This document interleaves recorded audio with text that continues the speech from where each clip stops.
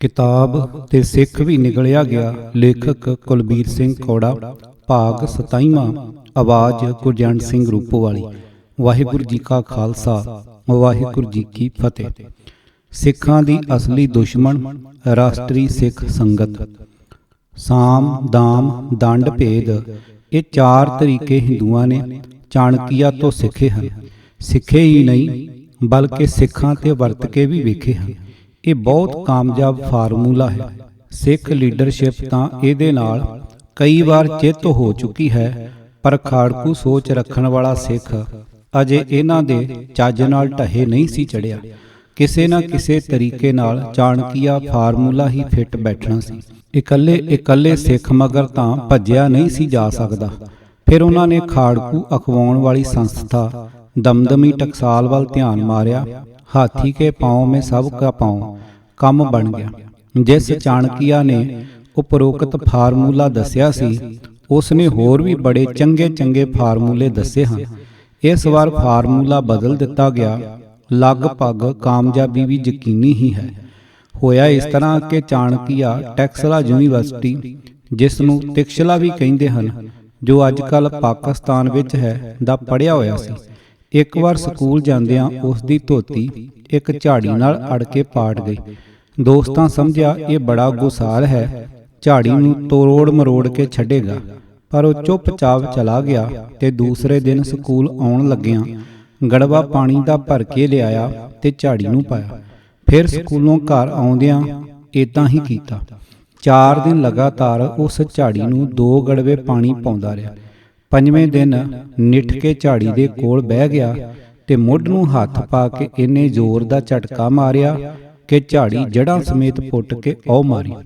फिर उसने अपने हैरान होए साथियां नूं कहा, इदां किसे दा तला मुला पुट्टीदा है। इदां दा काम करन लग्गियां जड़ां नूं पानी देना जरूरी हुंदा है। इहो काम हुण भारती जनता पार्टी जां RSS कर रही है। उन्हां दी धोती टकसाल रूपी झाड़ी विच फसी। उन्हां उस नूं पानी देना शुरू कर दिता है।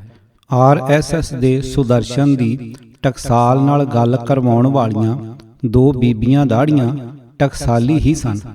RSS जिस नूं राष्ट्री स्वयं सेवक संघ कहा जाता है, गंगू दे वारस हैं।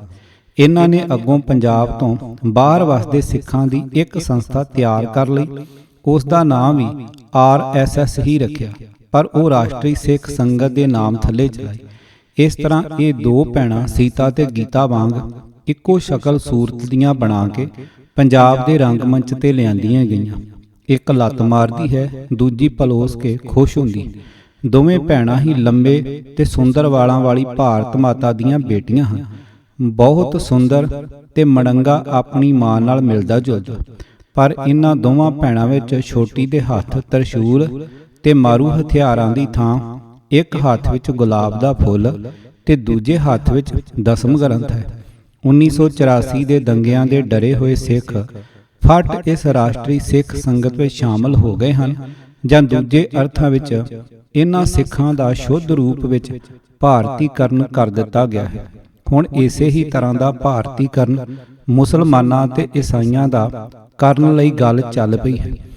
उन्हां दा हुंदा है कि नहीं कर सकदे हन जां नहीं, पर सिखां दा तां पूरी तरह भारतीकरण हो चुका है। सब तो पहलां कट्टड़ हिंदू वर्ग नूं उस संस्था विच दाखला मिलिया जिस दे उत्तों दी कां उड़ के नहीं सी लंघदा ते सरकार ते पुलिस इस तो थर थर कंबदी सी। सब तो पहलां कट्टड़ रंग विच रंगे हुए कौड़े तुमियां नूं बाणी रूपी इशनान करवाए गए। फिर उन्हां दा मूँह महांदरा सवार के सारियां धार्मिक रस्मां करके पंजाब दी सिख संगत विच उतारिया गया, क्योंकि ब्राह्मण नूं पता है कि दुश्मन बन के किसी नूं अमृत भी नहीं पियाया जा सकता, पर दोस्त बन के जहर भी दिता जा सकता है। एक पासे उन्हां नूं दीक्षित करन वाले प्रसन्न हन ते दूजे पासे उन्हां दी सिख संगत विच घुसपैठ करवाउण वाले प्रसन्न हन। ते उधर अपनी होण तो अणजाण बेसमझ सिख डगर डगर वेखी जाते हैं। हुण जदों उन्हां त्यार बर त्यार बाणी दे बोथियां ने पिंड पिंड भारती जनता पार्टी का प्रोग्राम पहुँचाउण लई काम शुरू कर दिता है, तां हुण वो इकल्ले नहीं, हर पिंड विच ਇੱਕ ਦੋ ਘਰ ਉਹਨਾਂ ਦੇ ਨਾਲ ਹਨ। ਉਹਨਾਂ ਨੂੰ ਅਹੁਦੇ ਦੇ ਦਿੱਤੇ ਗਏ ਹਨ, ਮੋਬਾਈਲ ਫੋਨ ਤੇ ਹੋਰ ਕਈ ਸਹੂਲਤਾਂ ਦਿੱਤੀਆਂ ਗਈਆਂ ਹਨ। ਆਪਣੇ ਹਮਾਇਤੀ ਬਣਾ ਕੇ ਉਹਨਾਂ ਨੂੰ ਪੰਜਾਬ ਦੇ ਪਿੰਡ-ਪਿੰਡ ਤੇ ਘਰ-ਘਰ ਵਿੱਚ ਪਹੁੰਚਾਉਣ ਲਈ ਚਾਬੀ ਦੇ ਦਿੱਤੀ ਗਈ ਹੈ। ਜਿਹੜੇ ਗੁਰੂ ਜੀ ਦੇ ਹੁਕਮ ਦੀ ਅਦੂਲੀ ਕਰਕੇ ਵਡਭਾਗ ਸਿੰਘ ਦੇ ਡੇਰੇ ਤੇ ਕਰਤਾਰਪੁਰ ਦੇ ਧੀਰਮਲੀਆਂ ਦੇ ਗੰਦੇ ਛੱਪੜ ਵਿੱਚ ਫੋੜੇ ਫਿੰਸੀਆਂ ਹਟਾਉਣ ਲਈ ਇਸ਼ਨਾਨ ਕਰਨ ਜਾਂਦੇ ਸਨ ਤੇ ਮੀਣਿਆਂ ਨਾਲ ਸੰਬੰਧ ਰੱਖਣ ਵਾਲੇ ਸਿੱਖ ਸਨ, ਉਹ ਆਪਣੇ ਆਪ ਹੀ ਇਸ ਨਵੀਂ ਬਣੀ ਰਾਸ਼ਟਰੀ ਸਿੱਖ ਸੰਗਤ ਦੀ ਟੋਲੀ ਨਾਲ ਤੁਰਨ ਲੱਗ ਪਏ ਹਨ। ਸਰਦਾਰ ਪ੍ਰਕਾਸ਼ ਸਿੰਘ ਬਾਦਲ ਦਾ ਅਕਾਲੀ ਦਲ ਵੀ ਇਹਨਾਂ ਦੇ ਨਾਲ ਹੈ। ਇਹ ਮੋਹਰਾ ਐਸਾ ਖੰਡ ਵਿੱਚ ਲਪੇਟਿਆ ਗਿਆ ਹੈ ਕਿ ਖਾਣ ਵਾਲੇ ਨੂੰ ਉੱਕਾ ਹੀ ਸ਼ੱਕ ਨਹੀਂ ਪੈਂਦੀ ਕਿ ਸਿੱਖ ਇਸ ਨੂੰ ਚਾਕਲੇਟ ਸਮਝ ਕੇ ਛਕੀ ਜਾ ਰਹੇ ਹਨ। ਪੰਜਾਬ ਦੇ ਗੁੱਠੇ ਲੱਗੇ ਸਾਧ ਇਹਨਾਂ ਦੇ ਨਾਲ ਲਾ ਲਏ ਗਏ ਹਨ। ਅੱਗੋਂ ਇਹਨਾਂ ਸਾਧਾਂ ਨੇ ਆਪਣੇ ਚੇਲੇ ਚਾਟਿਆਂ ਰਾਹੀਂ ਤੇਂਦੂਏ ਵਾਂਗੂ ਜਾਲ ਫੈਲਾ ਲਿਆ ਹੈ। ਕਹਿੰਦੇ ਹਨ 300 ਸਾਲਾ ਸਾਜਨਾ ਦਿਵਸ ਮਨਾਉਣ ਲਈ ਨਿਯਤ ਕੀਤੇ ਗਏ 300 ਕਰੋੜ ਰੁਪਏ ਵਿੱਚੋਂ 100 ਕਰੋੜ ਰੁਪਇਆ ਜਿਹੜਾ ਦਿੱਤਾ ਹੀ ਇਸ ਕੰਮ ਵਾਸਤੇ ਗਿਆ ਸੀ, ਵਿੱਚੋਂ ਸਿੱਖ ਮੁੰਡਿਆਂ ਨੂੰ ਵੀ ਕੁਝ ਸਹੂਲਤਾਂ ਮਿਲ ਗਈਆਂ ਹਨ। ਉਹ ਹੁਣ ਲੁੰਡੀ ਹਵਾਈ ਵਾਂਗ ਭੱਜੇ ਫਿਰਦੇ ਹਨ। ਹੁਣ ਚੈਨਲਾਂ ਦੇ ਯੁੱਗ ਵਿੱਚ ਹਿੰਦੂ ਧਰਮ ਦਾ ਪ੍ਰਚਾਰ ਜ਼ੋਰਾਂ ਵਿੱਚ ਹੋ ਰਿਹਾ ਹੈ। ਸਿੱਖਾਂ ਦਾ ਪ੍ਰਚਾਰ ਕਰਨ ਵਾਲੇ ਵੀ ਉਹੀ ਚੈਨਲ ਹਨ ਜਿਹੜੇ ਹਿੰਦੂ ਦੇ ਕਬਜ਼ੇ ਥੱਲੇ ਹਨ ਤੇ ਸਿੱਖਾਂ ਨੂੰ ਦਿਲੋਂ ਨਫ਼ਰਤ ਕਰਦੇ ਹਨ। ਸਿੱਖੀ ਨੂੰ ਖੋਰਾ ਤਾਂ ਲੱਗ ਹੀ ਰਿਹਾ ਹੈ। ਜਿਸ ਤਰੀਕੇ ਨਾਲ ਸਿੱਖ ਧਰਮ ਦਾ ਇਤਿਹਾਸ ਵਿਖਾਇਆ ਜਾ ਰਿਹਾ ਹੈ, ਸ਼ਾਇਦ ਸਿੱਖਾਂ ਨੂੰ ਵੀ ਸਿੱਖੀ ਤੋਂ ਨਫ਼ਰਤ ਹੋ ਜਾਵੇ। ਅੱਗੇ ਕਹਾਵਤ ਹੁੰਦੀ ਸੀ, ਜਾਂਦੇ ਚੋਰ ਦੀ ਲੰਗੋਟੀ ਹੀ ਸਹੀ। ਹੁਣ ਟੀਵੀ ਤੇ ਕਹਿੰਦੇ ਹਨ, ਜਾਂਦੇ ਚੋਰ ਦੀ ਪੱਗ ਹੀ ਸਹੀ। ਸ਼ਹੀਦ ਕੌਣ ਹੁੰਦਾ ਹੈ, ਇਹ ਨਿਰਣਾ ਕੌਮਾਂ ਕਰਦੀਆਂ ਹਨ, ਪਰ ਟੀਵੀ ਤੇ ਇੰਦਰਾ ਗਾਂਧੀ ਨੂੰ ਸ਼ਹੀਦ ਤੇ ਬੇਅੰਤ ਸਿੰਘ, ਕੇਹਰ ਸਿੰਘ ਤੇ ਸਤਵੰਤ ਸਿੰਘ ਨੂੰ ਅੱਤਵਾਦੀ ਤੇ ਕਾਤਲ ਕਿਹਾ ਜਾਂਦਾ ਹੈ। ਮੀਡੀਆ ਨੇ ਹੋਲੀ ਵਰਗੇ ਫਜ਼ੂਲ ਤਿਉਹਾਰ ਦਾ ਇੰਨਾ ਪ੍ਰਚਾਰ ਕਰ ਦਿੱਤਾ ਹੈ ਕਿ ਹੋਲੀ ਖੇਡਣ ਨੂੰ ਧਰਮ ਦਾ ਰੂਪ ਹੀ ਦੇ ਦਿੱਤਾ ਹੈ। ਸਿੱਖ ਵੀ ਹੁਣ ਹਿੰਦੂਆਂ ਦੇ ਬਰਾਬਰ ਹੋਲੀ ਖੇਡਦੇ ਵੇਖੇ ਜਾ ਸਕਦੇ ਹਨ। ਫਿਲਮ 1.25 ਲੱਖ ਸੇ ਏਕ ਲੜਾਊ ਵਿੱਚ ਦਿਖਾਇਆ ਗਿਆ ਹੈ ਕਿ ਸਿੱਖ ਪਹਿਲਾਂ ਵੀ ਹਿੰਦੂ ਹੀ ਹੁੰਦੇ ਸਨ ਤੇ ਹੁਣ ਵੀ ਹਿੰਦੂ ਹੀ ਹਨ। ਸਿੱਖ ਭਾਵੇਂ ਹਿੰਦੂਆਂ ਵਿੱਚੋਂ ਹੀ ਬਣੇ ਸਨ, ਪਰ ਫਿਰ ਵੀ ਮੁਸਲਮਾਨਾਂ ਦੇ ਜ਼ਿਆਦਾ ਨੇੜੇ ਸਨ। ਪਾਕਿਸਤਾਨ ਵਿੱਚ ਸਿੱਖ ਤੇ ਮੁਸਲਮਾਨ ਦਾ ਬੜਾ ਯਾਰਾਨਾ ਹੁੰਦਾ ਸੀ ਤੇ ਦੋਵੇਂ ਇੱਕ ਦੂਜੇ ਤੋਂ ਜਾਨ ਦਿੰਦੇ ਸਨ। ਹੁਣ ਸਾਰੀਆਂ ਪੰਜਾਬੀ ਫਿਲਮਾਂ ਵਿੱਚ ਮੁਸਲਮਾਨਾਂ ਦੀ ਸਿੱਖਾਂ ਨਾਲ ਲੜਾਈ ਵਿਖਾਈ ਜਾਂਦੀ ਹੈ, ਪਰ ਭੰਗਾਣੀ ਦਾ ਯੁੱਧ ਕਦੇ ਨਹੀਂ ਵਿਖਾਉਂਦੇ ਜਿਹਦੇ ਵਿੱਚ ਨਿਰੋਲ ਹਿੰਦੂ ਪਹਾੜੀ ਰਾਜੇ ਗੁਰੂ ਜੀ ਨਾਲ ਲੜੇ ਤੇ ਪੀਰ ਬੁੱਧੂ ਸ਼ਾਹ ਮਦਦ ਤੇ ਆਇਆ। ਰਾਸ਼ਟਰੀ ਸਿੱਖ ਸੰਗਤ ਦੇ ਸੱਜਣ ਸ਼ਹਿਰਾਂ ਵਿੱਚ ਗੁਰਦੁਆਰਿਆਂ ਦੇ ਪ੍ਰਧਾਨ ਅਤੇ ਜਨਰਲ ਸਕੱਤਰ ਦੇ ਅਹੁਦਿਆਂ ਤੱਕ ਪਹੁੰਚ ਚੁੱਕੇ ਹਨ। ਅਗਲੇ 4-6 ਸਾਲਾਂ ਵਿੱਚ ਇਹ ਪੂਰੇ ਪੰਜਾਬ ਦੇ ਗੁਰਦੁਆਰਿਆਂ ਤੇ ਕੰਟਰੋਲ ਕਰ ਲਵੇਗੀ। ਸਿੱਖਾਂ ਦੀ ਕਮਜ਼ੋਰੀ ਉਹਨਾਂ ਨੇ ਲੱਭ ਲਈ ਹੈ। ਸਿੱਖ ਕਹਿੰਦੇ ਹਨ ਕਿ ਫਲਾਣਾ ਬੰਦਾ ਗੁਰੂ ਘਰ ਦੀ ਬਹੁਤ ਸੇਵਾ ਕਰਦਾ ਹੈ, ਮਾਇਕ ਸਹਾਇਤਾ ਵੀ ਬਹੁਤ ਦਿੰਦਾ ਹੈ, ਤੜਕੇ ਉੱਠ ਕੇ ਬਾਣੀ ਪੜ੍ਹਦਾ ਹੈ, ਠੰਡੇ ਪਾਣੀ ਨਾਲ ਇਸ਼ਨਾਨ ਕਰਦਾ ਹੈ, ਨਸ਼ਿਆਂ ਤੋਂ ਰਾਹਤ ਹੈ, ਮਾਸ ਨੂੰ ਘਰ ਨਹੀਂ ਵੜਨ ਦਿੰਦਾ। ਇਸੇ ਨੂੰ ਹੀ ਪ੍ਰਧਾਨ ਬਣਾਉਣਾ ਚਾਹੀਦਾ ਹੈ। ਇਹ ਸਾਰੀਆਂ ਖੂਬੀਆਂ ਇਹਨਾਂ ਨਵੇਂ ਬਣੇ ਸਿੱਖਾਂ ਨੇ ਆਪਣੇ ਭੇਖ ਵਿੱਚ ਧਾਰਨ ਕਰ ਲਈਆਂ ਹਨ। ਕਈ ਵਿਚਾਰੇ ਭੋਲੂ ਸਿੱਖ ਤਾਂ ਇਹ ਵੀ ਕਹਿ ਦਿੰਦੇ ਹਨ ਕਿ ਜੇ ਅੱਗੇ ਇਹ ਪੰਥ ਦੋਖੀ ਸਨ ਤਾਂ ਕੀ ਹੋਇਆ, ਹੁਣ ਤਾਂ ਸਿੱਖੀ ਦੀ ਸ਼ਰਨ ਵਿੱਚ ਆ ਹੀ ਗਏ ਹਨ। ਚੰਗੀ ਸੰਗਤ ਵਿੱਚ ਰਹਿ ਕੇ ਆਪੇ ਵਧੀਆ ਸਿੱਖ ਬਣ ਜਾਣਗੇ। ਇਹਨਾਂ ਚਵਲ ਸਿੱਖਾਂ ਨੂੰ ਕੋਈ ਇਹ ਪੁੱਛਣ ਵਾਲਾ ਨਹੀਂ ਕਿ ਗੰਗੂ ਬ੍ਰਾਹਮਣ ਸਤਿਗੁਰਾਂ ਦੀ ਚੰਗੀ ਸੰਗਤ ਵਿੱਚ ਨਹੀਂ ਸੀ ਰਿਹਾ। ਉਸ ਨੂੰ ਤਾਂ ਛੋਟੇ ਜਿਹੇ ਨੂੰ ਹੀ ਸਤਿਗੁਰਾਂ ਨੇ ਪਾਲਿਆ ਸੀ। ਉਹਨੇ ਬੇਈਮਾਨੀ ਤੇ ਉਤਰਨ ਲੱਗੇ ਨੇ 5 ਮਿੰਟ ਨਹੀਂ ਲਾਏ। ਉਸ ਦੀ ਇਹ ਔਲਾਦ ਕਿਵੇਂ ਭਲੀ ਕਰੇਗੀ? ਨਾਲੇ ਇਹ ਤਾਂ ਆਏ ਵੀ ਕਿਸੇ ਮਕਸਦ ਲਈ ਹਨ। ਜਿਨ੍ਹਾਂ 3 ਮਹਾਨ ਸਿੱਖ ਸ਼ਖਸੀਅਤਾਂ ਨੇ ਇਹ ਬਹਾਨਾ ਲਾ ਕੇ ਕਿ ਇਹਨਾਂ ਨੂੰ ਸਿੱਖਾਂ ਵਿੱਚ ਪ੍ਰਵੇਸ਼ ਕਰਵਾਇਆ ਹੈ ਕਿ ਇਹ ਆਪਣਾ ਅਸਰ ਸੂਖ ਵਰਤ ਕੇ ਜੇਲ੍ਹਾਂ ਵਿੱਚ ਬੰਦ ਨੌਜਵਾਨਾਂ ਨੂੰ ਛਡਵਾਉਣਗੇ। ਹੁਣ ਉਹਨਾਂ ਨੂੰ ਕੋਈ ਪੁੱਛੇ ਕਿ ਜੇਲ੍ਹਾਂ ਵਿੱਚੋਂ ਨੌਜਵਾਨ ਰਿਹਾ ਹੋ ਗਏ ਹਨ, ਸਿੱਖੀ ਅੱਗੇ ਨਾਲੋਂ ਵਾਧੇ ਪੈ ਗਈ ਹੈ। ਹਾਂ, ਇੱਕ ਗੱਲ ਜ਼ਰੂਰ ਹੋਈ ਹੈ, ਟਕਸਾਲ ਦੇ ਜਿਨ੍ਹਾਂ ਸਿੱਖਾਂ ਨੂੰ ਪੁਲਿਸ ਅੰਮ੍ਰਿਤਸਰ ਤੱਕ ਨਹੀਂ ਸੀ ਜਾਣ ਦਿੰਦੀ ਤੇ ਥਾਣੇ ਵਿੱਚ ਉਹਨਾਂ ਨੂੰ ਬਦਮਾਸ਼ ਲਿਖਿਆ ਹੋਇਆ ਸੀ, ਉਹਨਾਂ ਨੂੰ ਅਮਰੀਕਾ, ਕੈਨੇਡਾ ਦੇ ਵੀਜ਼ੇ ਥੱਬਿਆਂ ਦੇ ਥੱਬੇ ਲਵਾ ਕੇ ਦਿੱਤੇ ਗਏ ਹਨ ਤੇ ਕਿਸੇ ਨੂੰ ਅੰਬੈਸੀ ਵਿੱਚ ਪੇਸ਼ ਹੋਣ ਦੀ ਵੀ ਲੋੜ ਨਹੀਂ ਪਈ। ਮੋਰ ਦੇ ਖੰਭਾਂ ਵਰਗੇ ਲੱਗੇ ਲਗਾਏ ਵੀਜ਼ੇ ਡਾਕ ਰਾਹੀਂ ਘਰ ਪਹੁੰਚ ਗਏ ਹਨ। ਲੋਹ ਥੱਲੇ ਅੱਗ ਡਾਉਣ ਵਾਲਿਆਂ ਤੋਂ ਲੈ ਕੇ ਮੱਝਾਂ ਨੂੰ ਪੱਠੇ ਪਾਉਣ ਵਾਲੇ ਸਾਰੇ ਅਮਰੀਕਾ ਹੋ ਆਏ ਹਨ। ਭਾਰਤ ਹੁਣ ਸਿੱਖਾਂ ਲਈ ਛੱਜੂ ਦਾ ਚੁਬਾਰਾ ਨਹੀਂ ਰਿਹਾ। ਜਿਨ੍ਹਾਂ ਨੇ ਪੰਜਾਬ ਨੂੰ ਅੱਗ ਲਾਈ ਉਹਨਾਂ ਦੇ ਠਾਮ ਬਣ ਗਏ ਹਨ, ਤੇ ਜਿਹੜੇ ਅਸਲ ਸ਼ਹੀਦ ਹੋਏ ਹਨ ਉਹਨਾਂ ਨੂੰ ਸ਼ਹੀਦ ਆਖਣ ਤੇ ਵੀ ਪਾਬੰਦੀ ਹੈ। 3 ਵਾਰ ਮੁੱਖ ਮੰਤਰੀ ਬਣਿਆ ਪ੍ਰਕਾਸ਼ ਸਿੰਘ ਬਾਦਲ ਕਹਿੰਦਾ ਸੀ ਕਿ ਧਰਮ ਯੁੱਧ ਬੜਾ ਜ਼ਰੂਰੀ ਹੈ, ਕਿਉਂਕਿ ਰਾਜ ਕੋਲ ਕਿਸੇ ਪਿੰਡ ਦਾ ਨਾਮ ਬਦਲਣ ਦੀ ਵੀ ਸ਼ਕਤੀ ਨਹੀਂ। ਜੇ ਕੇਂਦਰ ਸਰਕਾਰ ਨੂੰ ਲਿਖਦੇ ਹਾਂ ਕਿ ਮਾਲਵੇ ਵਿੱਚ ਇੱਕ ਪਿੰਡ ਕੁੱਤਿਆਂ ਵਾਲੀ ਦਾ ਨਾਮ ਬਦਲ ਕੇ ਸ਼ੇਰਾਂ ਵਾਲੀ ਰੱਖ ਦਿੱਤਾ ਜਾਵੇ ਤਾਂ ਕੇਂਦਰ ਸਰਕਾਰ ਨਹੀਂ ਮੰਨਦੀ ਤੇ ਕਹਿੰਦੀ ਹੈ ਕਿ ਪਿੰਡ ਦਾ ਸਾਰਾ ਮਾਲ ਦਾ ਰਿਕਾਰਡ ਵੀ ਬਦਲਣਾ ਪਵੇਗਾ। ਉਧਰ ਮਦਰਾਸ ਨਾਂ ਦਾ ਬਦਲ ਕੇ ਚੇਨਈ, ਕਲਕੱਤੇ ਦਾ ਕੋਲਕਾਤਾ, ਬੰਬਈ ਦਾ ਮੁੰਬਈ ਤੇ ਰੋਪੜ ਦਾ ਨਾਂ ਰੂਪਨਗਰ ਰੱਖ ਦਿੱਤਾ ਹੈ, ਪਰ ਪਿੰਡ ਦਾ ਨਾਂ ਨਹੀਂ ਬਦਲਿਆ ਜਾ ਸਕਦਾ। ਲੋਕ ਇਹਨਾਂ ਲੀਡਰਾਂ ਦੀਆਂ ਇਹੋ ਜਿਹੀਆਂ ਗੱਲਾਂ ਸੁਣ ਕੇ ਜੋਸ਼ ਵਿੱਚ ਆ ਗਏ ਤੇ ਚਿੱਤੜ ਕੁਟਾ ਕੇ ਆਰਾਮ ਨਾਲ ਬਹਿ ਗਏ। ਸਿੱਖਾਂ ਦੇ ਦੁਆਲੇ ਭਾਰਤ ਸਰਕਾਰ ਨੇ ਇੱਕ ਚੱਕਰਵਿਊਹ ਬਣਾ ਦਿੱਤਾ ਹੈ। ਸਿੱਖ ਉਸ ਚੱਕਰਵਿਊਹ ਨੂੰ ਆਪਣੇ ਆਪਣੇ ਢੰਗ ਨਾਲ ਤੋੜਨ ਦੀ ਕੋਸ਼ਿਸ਼ ਕਰਦੇ ਰਹੇ, ਪਰ ਨਤੀਜਾ ਉਹੀ ਨਿਕਲਿਆ ਜੋ ਅਭਿਮਨਿਊ ਦਾ ਹੋਇਆ ਸੀ। ਚੱਕਰਵਿਊਹ ਨਹੀਂ ਟੁੱਟਦਾ, ਸਗੋਂ ਤੋੜਨ ਦੀ ਕੋਸ਼ਿਸ਼ ਕਰਨ ਵਾਲਾ ਮਾਰਿਆ ਜਾਂਦਾ ਹੈ। ਇਸੇ ਚੱਕਰਵਿਊਹ ਵਿੱਚੋਂ ਹੀ ਖੁੰਬਾਂ ਵਾਂਗ ਗੁਰਦੁਆਰੇ ਤੇ ਸਾਧ ਉੱਗੇ ਹਨ। ਜਿਵੇਂ ਯੂਰਪੀਅਨ ਦੇਸ਼ਾਂ ਵਿੱਚ ਸੜਕਾਂ ਕਿਨਾਰੇ ਮੋਟਲ ਬਣਦੇ ਹਨ, ਇੱਥੇ ਗੁਰਦੁਆਰੇ ਬਣਦੇ ਹਨ। ਜਲੰਧਰ ਛਾਉਣੀ ਦੇ ਅਕਾਲੀ ਦਲ ਦੇ ਅਹੁਦੇਦਾਰ, ਗੁਰਦੁਆਰੇ ਦੇ ਪ੍ਰਧਾਨ ਤੇ ਸ਼ਰਾਬ ਦੇ ਠੇਕੇਦਾਰ ਇੱਕ ਸਿੱਖ ਦੇ ਘਰ ਦੇਵੀ ਮਾਤਾ ਦੀ ਮੂਰਤ ਅੱਗੇ ਹਰ ਵੇਲੇ ਦੇਸੀ ਘਿਓ ਦੀ ਜੋਤ ਜਗਦੀ ਹੈ ਤੇ ਸਾਰਾ ਟੱਬਰ ਮੂਰਤੀ ਨੂੰ ਪੂਜਦਾ ਹੈ। ਕਿ ਇਹ ਇੱਕ ਚੱਕਰਵਿਊਹ ਨਹੀਂ? ਡੇਰਾ ਹਰਖੋਵਾਲ ਵਾਲਿਆਂ ਨੇ ਜਲੰਧਰ ਕਪੂਰਥਲਾ ਰੋਡ ਤੇ ਅਗਲੇ ਮੁਹੱਲੇ ਨੂੰ ਜਾਂਦਾ ਰਾਹ ਜ਼ਬਰਦਸਤੀ ਬੰਦ ਕਰਕੇ ਡੇਰੇ ਵਿੱਚ ਰਲਾ ਲਿਆ ਹੈ। ਇਸ ਨੂੰ ਸੰਤਪੁਣੇ ਦਾ ਨਾਮ ਦਿੱਤਾ ਜਾਵੇ ਕਿ ਬਦਮਾਸ਼ੀ ਦਾ।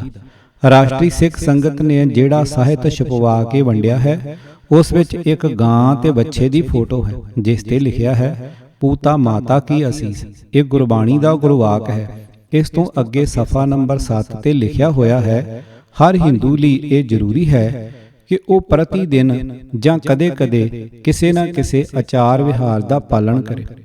ਗਊ, ਬਲਦ, ਹਾਥੀ, ਘੋੜਾ, ਸੱਪ ਆਦਿ ਦੀ ਪੂਜਾ ਵੀ ਕੀਤੀ ਜਾਂਦੀ ਹੈ। ਪੰਛੀ, ਸੌਣ ਚਿੜੀ, ਕੋਇਲ ਤੇ ਰੁੱਖ ਬੂਟੇ, ਕੇਲਾ, ਪਿੱਪਲ, ਤੁਲਸੀ ਆਦਿ ਸਾਡੀ ਪੂਜਾ ਯੋਗ ਹਨ। ਸਾਡੀ ਇਹ ਸ਼ਰਧਾ ਸਿਰਫ ਜੀਵਾਂ ਤੱਕ ਹੀ ਨਹੀਂ, ਸਗੋਂ ਪਾਣੀ, ਧਰਤੀ, ਪਹਾੜ, ਨਦੀਆਂ, ਸੰਦਾਂ, ਵਾਹਨ, ਹਥਿਆਰ, ਪੁਸਤਕ, ਗ੍ਰੰਥ, ਸਲੇਟ ਫੱਟੀ, ਚੁੱਲ੍ਹਾ, ਦੀਪਕ ਅਤੇ ਬਰਤਨ ਆਦਿ ਹੋਰ ਅਨੇਕਾਂ ਰੂਪਾਂ ਵਿੱਚ ਵੀ ਅਸੀਂ ਪ੍ਰਕਿਰਤੀ ਦੀ ਪੂਜਾ ਕਰਦੇ ਹਾਂ। ਇੱਕ ਥਾਂ ਹੋਰ ਤੇ ਲਿਖਿਆ ਹੈ, ਸ਼ਿਵ ਪਰਿਵਾਰ ਆਦਰਸ਼ ਭਾਰਤੀ ਪਰਿਵਾਰ ਦੀ ਸਭ ਤੋਂ ਉੱਤਮ ਉਦਾਹਰਣ ਹੈ।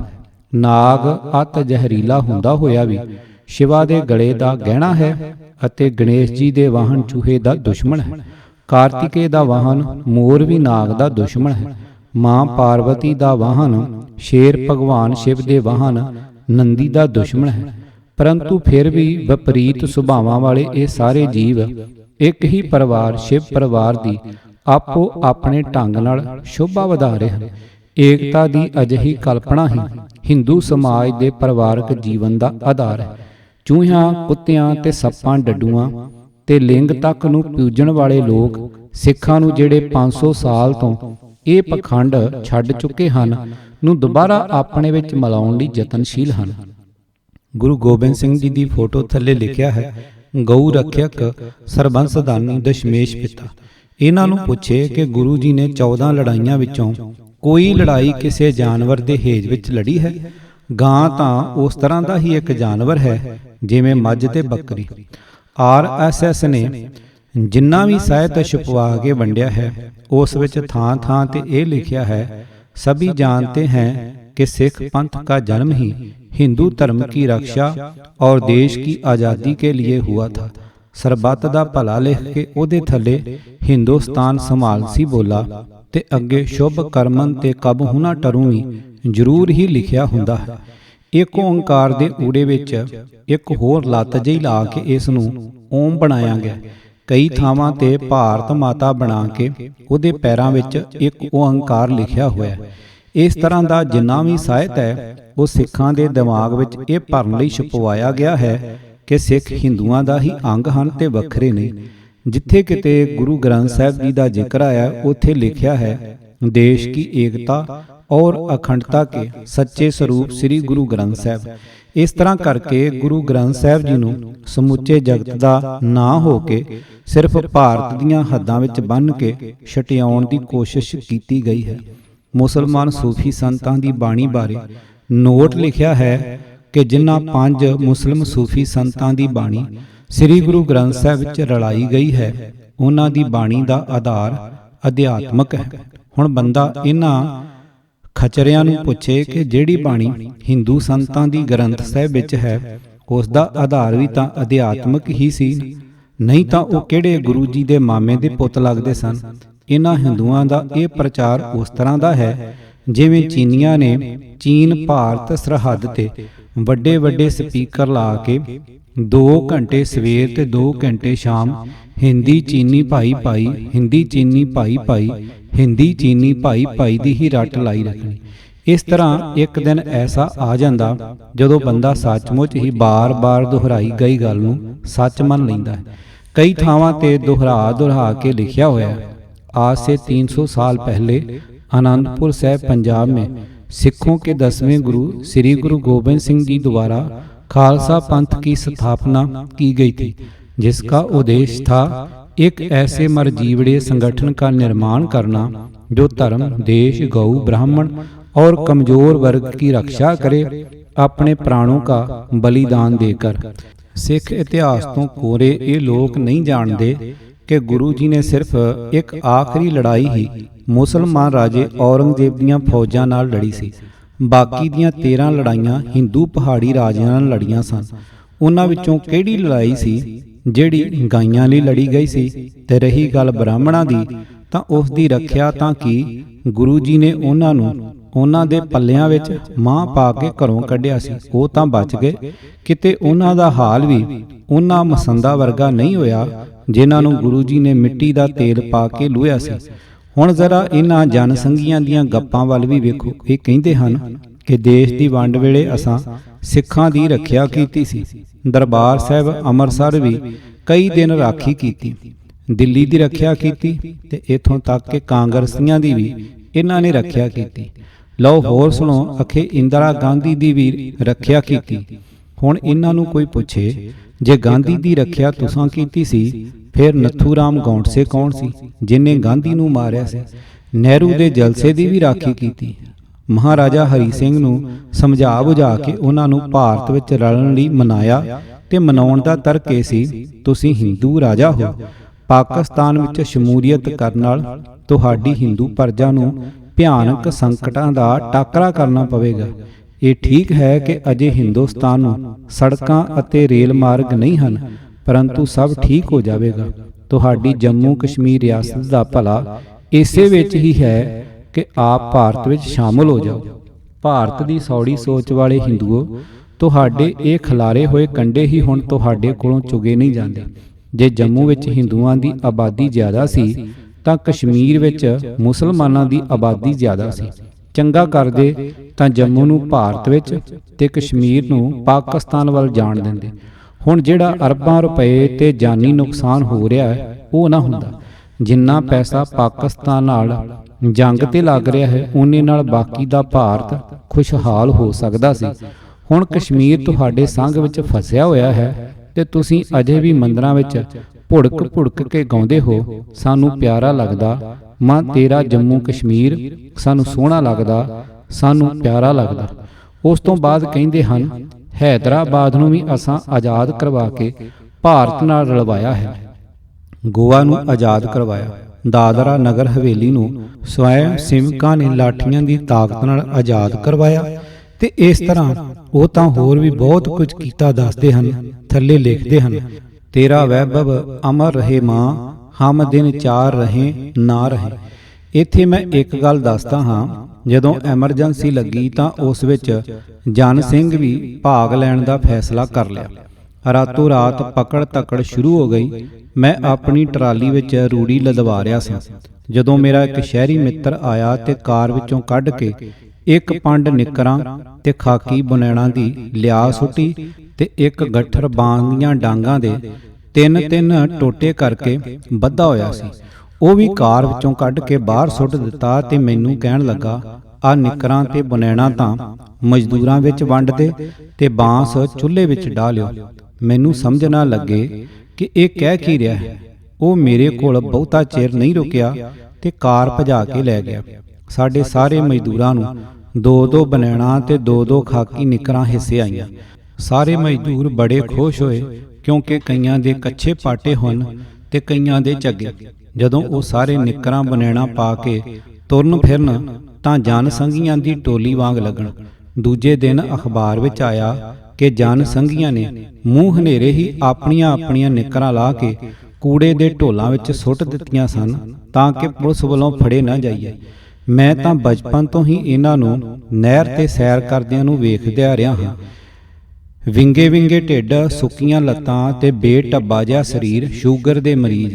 ਇਹਨਾਂ ਦਾ ਸਰੀਰਕ ਢਾਂਚਾ ਤਾਂ ਇਹਨਾਂ ਦੀਆਂ ਗੱਪਾਂ ਨਾਲ ਮੇਲ ਨਹੀਂ ਖਾਂਦਾ, ਪਰ ਇਹ ਕਿਤਾਬਚੇ ਜਿਹੇ ਤਾਂ ਇਹਨਾਂ ਨੇ ਏਦਾਂ ਵੰਡੇ ਹਨ ਜਿਵੇਂ ਅਸਮਾਨ ਇਹਨਾਂ ਦੀਆਂ ਲੱਤਾਂ ਤੇ ਹੀ ਠੱਲਿਆ ਹੋਇਆ ਹੋਵੇ। ਜੇ ਸਾਰਾ ਕੁਝ ਇਹੀ ਕਰ ਰਹੇ ਸਨ ਤਾਂ ਫਿਰ ਭਾਰਤ ਦੀ ਫੌਜ ਕੀ ਕਰ ਰਹੀ ਸੀ? ਹਾਂ, ਇੱਕ ਕੰਮ ਇਹ ਕਰ ਸਕਦੇ ਹਨ। ਜਦੋਂ ਭਾਰਤੀ ਫੌਜ ਨੇ ਦਰਬਾਰ ਸਾਹਿਬ ਤੇ ਹਮਲਾ ਕੀਤਾ ਤਾਂ ਟੀਵੀ ਤੇ ਰੇਡੀਓ ਬਾਰ-ਬਾਰ ਦੱਸ ਰਹੇ ਸਨ ਕਿ ਹਿੰਦੂ ਵੀਰਾਂ ਨੇ ਫੌਜੀਆਂ ਦੀ ਚਾਹ, ਲੱਸੀ, ਸ਼ਰਬਤ ਤੇ ਠੰਡੇ ਪਾਣੀ ਨਾਲ ਖੂਬ ਸੇਵਾ ਕੀਤੀ। ਸ਼ਰਾਬ ਦਾ ਖਾਸ ਕੋਟਾ ਪੰਜਾਬ ਦੇ ਆਬਕਾਰੀ ਵਿਭਾਗ ਵੱਲੋਂ ਦਿੱਤਾ ਗਿਆ ਸੀ। ਆਂਡੇ ਤੇ ਮੀਟ ਹਿੰਦੂਆਂ ਦੇ ਚੁੱਲ੍ਹਿਆਂ ਤੇ ਬਣ ਗਏ ਤੇ ਸਰੋਵਰ ਦੀਆਂ ਮੱਛੀਆਂ ਉਹਨਾਂ ਨੇ ਪਰਕਰਮਾਂ ਵਿੱਚ ਹੀ ਭੁੰਨ ਲਈਆਂ। ਇਸ ਤਰ੍ਹਾਂ ਦੀ ਸਹਾਇਤਾ ਤਾਂ ਹੋ ਸਕਦਾ ਹੈ ਇਹਨਾਂ ਨੇ ਦਿੱਤੀ ਹੀ ਹੋਵੇ। ਇਹਨਾਂ ਨੇ ਇਤਿਹਾਸ ਨੂੰ ਪੁੱਠਾ ਗੇੜਾ ਕਿਵੇਂ ਦਿੱਤਾ ਹੈ, ਇਸ ਦਾ ਨਮੂਨਾ ਵੀ ਵੇਖੋ। ਕੀ ਤੁਸੀਂ ਜਾਣਦੇ ਹੋ ਦੇ ਸਰਲੇਖ ਹੇਠ ਮਹਾਸ਼ਾ ਜੀ ਪੁੱਛਦੇ ਹਨ। ਨੰਬਰ 1, ਅਮਰੀਕਾ ਦੀ ਖੋਜ ਕਿਸ ਨੇ ਕੀਤੀ? ਕ੍ਰਿਸਟੋਫਰ ਕੋਲੰਬਸ ਨੇ। ਜੀ ਨਹੀਂ, ਅਮਰੀਕਾ ਵਿੱਚ ਹਿੰਦੂ ਪਹਿਲਾਂ ਹੀ ਪਹੁੰਚ ਚੁੱਕੇ ਸਨ। ਕੀ ਭਾਰਤ ਨੂੰ ਵਾਸਕੋ ਡੀ ਗਾਮਾ ਨੇ ਖੋਜਿਆ? ਬਿਲਕੁਲ ਨਹੀਂ। ਵਾਸਕੋ ਡੀ ਗਾਮਾ ਦੇ ਜਹਾਜ਼ ਦਾ ਅਫਰੀਕਾ ਦੇ ਦੱਖਣੀ ਤੱਟ ਜੰਜੀਬਾਰ ਤੋਂ ਭਾਰਤ ਤੱਕ ਇੱਕ ਭਾਰਤੀ ਜਹਾਜ਼ ਨੇ ਮਾਰਗਦਰਸ਼ਨ ਕੀਤਾ। ਭਾਰਤੀ ਜਹਾਜ਼ ਵਾਸਕੋ ਡੀ ਗਾਮਾ ਦੇ ਜਹਾਜ਼ ਤੋਂ ਕਈ ਗੁਣਾ ਵੱਡਾ ਸੀ। ਨੰਬਰ 3, ਅਖੌਤੀ ਫੀਸਾਗੋਰਸ ਦਾ ਸਿਧਾਂਤ ਕਿਸ ਨੇ ਸੂਤਰਬੱਧ ਕੀਤਾ? ਫੀਸਾਗੋਰਸ ਨੇ। ਜੀ ਨਹੀਂ, ਇਸ ਸਿਧਾਂਤ ਦਾ ਜ਼ਿਕਰ ਫੀਸਾਗੋਰਸ ਦੇ ਜੰਮਣ ਤੋਂ ਢੇਰ ਚਿਰ ਪਹਿਲਾਂ ਭਾਰਤ ਦੇ ਸ਼ਿਲਪ ਸੂਤਰ ਨਾਂ ਦੇ ਗ੍ਰੰਥ ਵਿੱਚ ਹੋਇਆ। ਨੰਬਰ 4, ਗਰੂਤਾ ਖਿੱਚ ਦੀ ਖੋਜ ਕਿਸ ਨੇ ਕੀਤੀ? ਨਿਊਟਨ ਨੇ। ਨਹੀਂ, ਪ੍ਰਸਿੱਧ ਭਾਰਤੀ ਤਾਰਾ ਵਿਗਿਆਨੀ ਆਰੀਆ ਭੱਟ ਭਾਸਕਰਾਚਾਰੀਆ ਗੁਰਤਾ ਖਿੱਚ ਦੀ ਸ਼ਕਤੀ ਤੋਂ ਜਾਣੂ ਸਨ। ਇਹ ਵਿਗਿਆਨੀ ਨਿਊਟਨ ਤੋਂ ਕਰਮਵਾਰ 1000 ਅਤੇ 1500 ਵਰ੍ਹੇ ਪਹਿਲਾਂ ਹੋਏ ਹਨ। ਨੰਬਰ 5, ਬਿਜਲਈ ਸ਼ਕਤੀ ਦੀ ਖੋਜ ਕਦੋਂ ਹੋਈ? ਲਗਭਗ 100 ਵਰ੍ਹੇ ਪਹਿਲਾਂ। ਨਹੀਂ, ਵੇਦਾਂ ਵਿੱਚ ਬਿਜਲਈ ਸ਼ਕਤੀ, ਚੁੰਬਕੀ ਸ਼ਕਤੀ, ਗਰਮੀ, ਪ੍ਰਕਾਸ਼, ਆਵਾਜ਼ ਅਤੇ ਈਥਰ ਪੁਲਾੜ ਤੱਤ ਦੀਆਂ ਸਪਸ਼ਟ ਪਰਿਭਾਸ਼ਾਵਾਂ ਦਿੱਤੀਆਂ ਗਈਆਂ ਹਨ। ਇੱਥੋਂ ਤੱਕ ਕਿ ਪਰਮਾਣੂ ਸੰਸਲੇਸ਼ਣ ਦੇ ਸਿਧਾਂਤ ਦਾ ਵੀ ਵੈਦਿਕ ਕਾਲ ਵਿੱਚ ਗਿਆਨ ਸੀ। ਨੰਬਰ 6, ਸਿਰਫ ਸ਼ੂਨੇ ਦਾ ਸੰਕਲਪ ਅਤੇ ਦਸ਼ਮਲਵ ਪ੍ਰਣਾਲੀ ਭਾਰਤ ਦੇ ਹਿੰਦੂ ਰਿਸ਼ੀਆਂ ਮੁਨੀਆਂ ਦੀ ਹੀ ਖੋਜ ਹੈ। ਨੰਬਰ 7, ਪ੍ਰਾਚੀਨ ਹਿੰਦੂ ਗਣਿਤ, ਜਿਸ ਨੂੰ ਵੈਦਿਕ ਗਣਿਤ ਦੇ ਨਾਮ ਨਾਲ ਜਾਣਿਆ ਜਾਂਦਾ ਹੈ, ਦੇ ਸਹਾਰੇ ਗੁੰਝਲਦਾਰ ਹਿਸਾਬਾਂ ਕਿਤਾਬਾਂ ਦਾ 1-2 ਪੰਕਤੀਆਂ ਵਿੱਚ ਹੀ ਜ਼ੁਬਾਨੀ ਉੱਤਰ ਸੰਭਵ ਹੈ। ਵਿਸ਼ਵ ਹਿੰਦੂ ਪਰਿਸ਼ਦ ਆਸਟ੍ਰੇਲੀਆ ਸਮੇਂ-ਸਮੇਂ ਵੈਦਿਕ ਗਣਿਤ ਸੰਬੰਧੀ ਮੁਫਤ ਕਾਰਜਸ਼ਾਲਾ ਦਾ ਜੁਗਾੜ ਕਰਦੀ ਰਹਿੰਦੀ ਹੈ। ਨੰਬਰ 8, ਕੰਪਿਊਟਰ ਵਿੱਚ ਹਰ ਤਰ੍ਹਾਂ ਦੀ ਗਿਣਤੀ ਲਈ 0 ਅਤੇ 1 ਦੇ ਕੇਵਲ 2 ਹਿੰਦਸਿਆਂ ਉੱਤੇ ਆਧਾਰਿਤ ਬੈਨਰੀ ਕੈਲਕੂਲੇਸ਼ਨ ਦੇ ਸੰਕਲਪ ਦੀ ਸਾਡੇ ਪੁਰਾਣਾਂ ਵਿੱਚ ਹਜ਼ਾਰਾਂ ਵਰ੍ਹੇ ਪਹਿਲਾਂ ਦੀ ਹੋਂਦ ਸੀ। ਇਸ 2 ਅੰਕਾਂ ਦੀ ਪ੍ਰਣਾਲੀ ਵਿੱਚ ਸਭ ਸੰਖਿਆਵਾਂ 0 ਅਤੇ 1 ਨੂੰ ਹੀ ਵੱਖ-ਵੱਖ ਢੰਗਾਂ ਨਾਲ ਤਰਤੀਬ ਦੇ ਕੇ ਲਿਖੀਆਂ ਜਾਂਦੀਆਂ ਹਨ। ਸਾਡੇ ਉਪਨਿਸ਼ਦ ਕਹਿੰਦੇ ਹਨ, ਸਮੁੱਚੀ ਸ੍ਰਿਸ਼ਟੀ ਇਕਾਈ ਅਤੇ 0 ਦਾ ਮਿਸ਼ਰਣ ਹੈ। ਇਹ ਕਥਨ ਤਾਂ ਐਵੇਂ ਝਲਕ ਮਾਤਰ ਹੈ, ਪੂਰੀ ਸੂਚੀ ਬਣਾਉਣ ਦੀ ਕੋਸ਼ਿਸ਼ ਕਰੀਏ ਤਾਂ ਉਹ ਮੁੱਕਣ ਵਿੱਚ ਹੀ ਨਹੀਂ ਆਵੇਗੀ। ਪਰੰਤੂ ਅੱਜ ਦੇ ਭਾਰਤ ਵਿੱਚ ਜੇ ਅਸੀਂ ਉਸ ਮਹਾਨ ਸਨਾਤਨੀ ਭਾਰਤ ਦੀ ਝਲਕ ਤੱਕ ਵੀ ਨਹੀਂ ਵੇਖਦੇ ਤਾਂ ਇਸ ਦਾ ਮਤਲਬ ਇਹ ਹੈ ਕਿ ਸਾਨੂੰ ਆਪਣੀ ਸਮਰੱਥਾ ਦਾ ਗਿਆਨ ਹੀ ਨਹੀਂ। ਆਓ ਅਸੀਂ ਆਪਣੇ ਆਤਮ ਵਿਸ਼ਵਾਸ ਨੂੰ ਜਗਾਈਏ। ਜਿਹੜਾ ਕੰਮ ਸਾਡੇ ਵੱਡੇ ਵਡੇਰੇ ਕਰ ਚੁੱਕੇ ਹਨ, ਅਸੀਂ ਉਹਨਾਂ ਦੇ ਸਪੂਤ ਕਿਉਂ ਨਹੀਂ ਕਰ ਸਕਦੇ। ਪ੍ਰਾਚੀਨ ਹਿੰਦੂਆਂ ਬਾਰੇ ਹੋਰ ਗੱਪਾਂ ਵੀ ਵੇਖੋ। ਨੰਬਰ 1, ਹਿੰਦੂਆਂ ਨੇ ਗਿਣਤੀ ਅਤੇ ਹਿੰਦਸਿਆਂ ਦੀ ਖੋਜ ਕੀਤੀ। ਦਸ਼ਮਲਵ ਪ੍ਰਣਾਲੀ ਵੀ ਦੁਨੀਆ ਨੂੰ ਭਾਰਤ ਦੀ ਹੀ ਦੇਣ ਹੈ। ਨੰਬਰ 2, ਸਾਰੀਆਂ ਯੂਰਪੀ ਭਾਸ਼ਾਵਾਂ ਦੀ ਮਾਂ ਸੰਸਕ੍ਰਿਤ ਭਾਸ਼ਾ ਹੈ। ਕੰਪਿਊਟਰ ਪ੍ਰੋਗਰਾਮਿੰਗ ਵਾਸਤੇ ਸੰਸਕ੍ਰਿਤ ਸਭ ਤੋਂ ਢੁਕਵੀਂ ਭਾਸ਼ਾ ਹੈ। ਨੰਬਰ 3, ਆਯੁਰਵੇਦੀ ਇਲਾਜ ਸਭ ਤੋਂ ਪ੍ਰਾਚੀਨ ਤਰੀਕਾ ਹੈ। ਨੰਬਰ 4, ਅੰਗਰੇਜ਼ਾਂ ਦੇ ਆਉਣ ਤੋਂ ਪਹਿਲਾਂ 17ਵੀਂ ਸਦੀ ਵਿੱਚ ਭਾਰਤ ਦੁਨੀਆ ਦਾ ਸਭ ਤੋਂ ਅਮੀਰ ਦੇਸ਼ ਸੀ। ਨੰਬਰ 5, ਜਹਾਜ਼ਰਾਨੀ ਤਕਰੀਬਨ 6000 ਸਾਲ ਪਹਿਲਾਂ ਸਿੰਧੂ ਨਦੀ ਤੋਂ ਸ਼ੁਰੂ ਹੋਈ। ਅਸਲ ਵਿੱਚ ਅੰਗਰੇਜ਼ੀ ਸ਼ਬਦ ਨੈਵੀਗੇਸ਼ਨ ਸੰਸਕ੍ਰਿਤ ਸ਼ਬਦ ਨਵਗਤੀ ਤੋਂ ਬਣਿਆ ਹੈ। ਇਸੇ ਤਰ੍ਹਾਂ ਅੰਗਰੇਜ਼ੀ ਸ਼ਬਦ ਨੇਵੀ ਸਮੁੰਦਰੀ ਫੌਜ ਵੀ ਸੰਸਕ੍ਰਿਤ ਦੇ 9 ਧਾਤੂ ਤੋਂ ਹੀ ਵਿਕਸਿਤ ਹੋਇਆ। ਨੰਬਰ 6, ਭਾਸਕਰਾਚਾਰੀਆ ਨੇ ਖਗੋਲ ਸ਼ਾਸਤਰੀ ਸਮਾਰਤ ਤੋਂ ਸੈਂਕੜੇ ਸਾਲ ਪਹਿਲਾਂ ਪ੍ਰਿਥਵੀ ਦੀ ਸੂਰਜ ਦੁਆਲੇ ਪ੍ਰਦਖਣ ਦਾ ਸਮਾਂ ਮਿਣਿਆ ਸੀ। 5ਵੀਂ ਸਦੀ ਵਿੱਚ ਇਹ ਸਮਾਂ 365.2587 56 484 ਦਿਨ ਮਿਥਿਆ ਗਿਆ ਸੀ। ਨੰਬਰ 7, ਪਾਈ ਦਾ ਮੁੱਲ ਸਭ ਤੋਂ ਪਹਿਲਾਂ ਜੋਧਯਾਨ ਨੇ ਲੱਭਿਆ, ਜਿਸ ਨੂੰ ਅਸੀਂ ਰੇਖਾ ਗਣਿਤ ਵਿੱਚ ਫੀਸਾਗੋਰਸ ਦਾ ਸਿਧਾਂਤ ਕਰਕੇ ਜਾਣਦੇ ਹਾਂ। ਨੰਬਰ 8, ਬੀਜ ਗਣਿਤ ਤੇ ਕੋਣਮਿਤੀ ਕੈਲਕੂਲਸ ਵੀ ਭਾਰਤ ਦੀ ਹੀ ਦੇਣ ਹੈ। ਨੰਬਰ 9, 1896 ਤੱਕ ਭਾਰਤ ਹੀ ਹੀਰਿਆਂ ਦਾ ਇੱਕੋ ਇੱਕ ਸਰੋਤ ਸੀ। ਨੰਬਰ 10, ਬੇਤਾਰ ਸੰਚਾਰ ਪ੍ਰਣਾਲੀ ਵਾਇਰਲੈਸ ਦੀ ਖੋਜ ਮਾਰਕੋਨੀ ਨੇ ਨਹੀਂ ਸਗੋਂ ਜਗਦੀਸ਼ ਚੰਦਰ ਬਸੂ ਨੇ ਕੀਤੀ। ਨੰਬਰ 11, ਸਿੰਚਾਈ ਵਾਸਤੇ ਪਾਣੀ ਇਕੱਠਾ ਕਰਨਾ ਅਤੇ ਬੰਨ ਡੈਮ ਨਿਰਮਾਣ ਦਾ ਆਰੰਭ ਵੀ ਦੁਨੀਆ ਵਿੱਚ ਭਾਰਤ ਦੇ ਪ੍ਰਸ਼ਾਂਤ ਸੌਰਾਸ਼ਟਰ ਗੁਜਰਾਤ ਵਿੱਚ ਹੋਇਆ।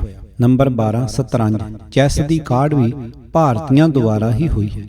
ਨੰਬਰ 13, ਚੀਰ ਫਾੜ ਰਾਹੀਂ ਇਲਾਜ ਸਰਜਰੀ ਦੇ ਮੋਢੀ ਵੀ ਭਾਰਤੀ ਮਹਾਰਿਸ਼ੀ ਸੁਸ਼ਰਤ ਸਨ। ਇਤਿਹਾਸ ਵਿਗਾੜਨ ਦੀ ਇੱਕ ਹੋਰ ਘਟਨਾ ਵੇਖੋ।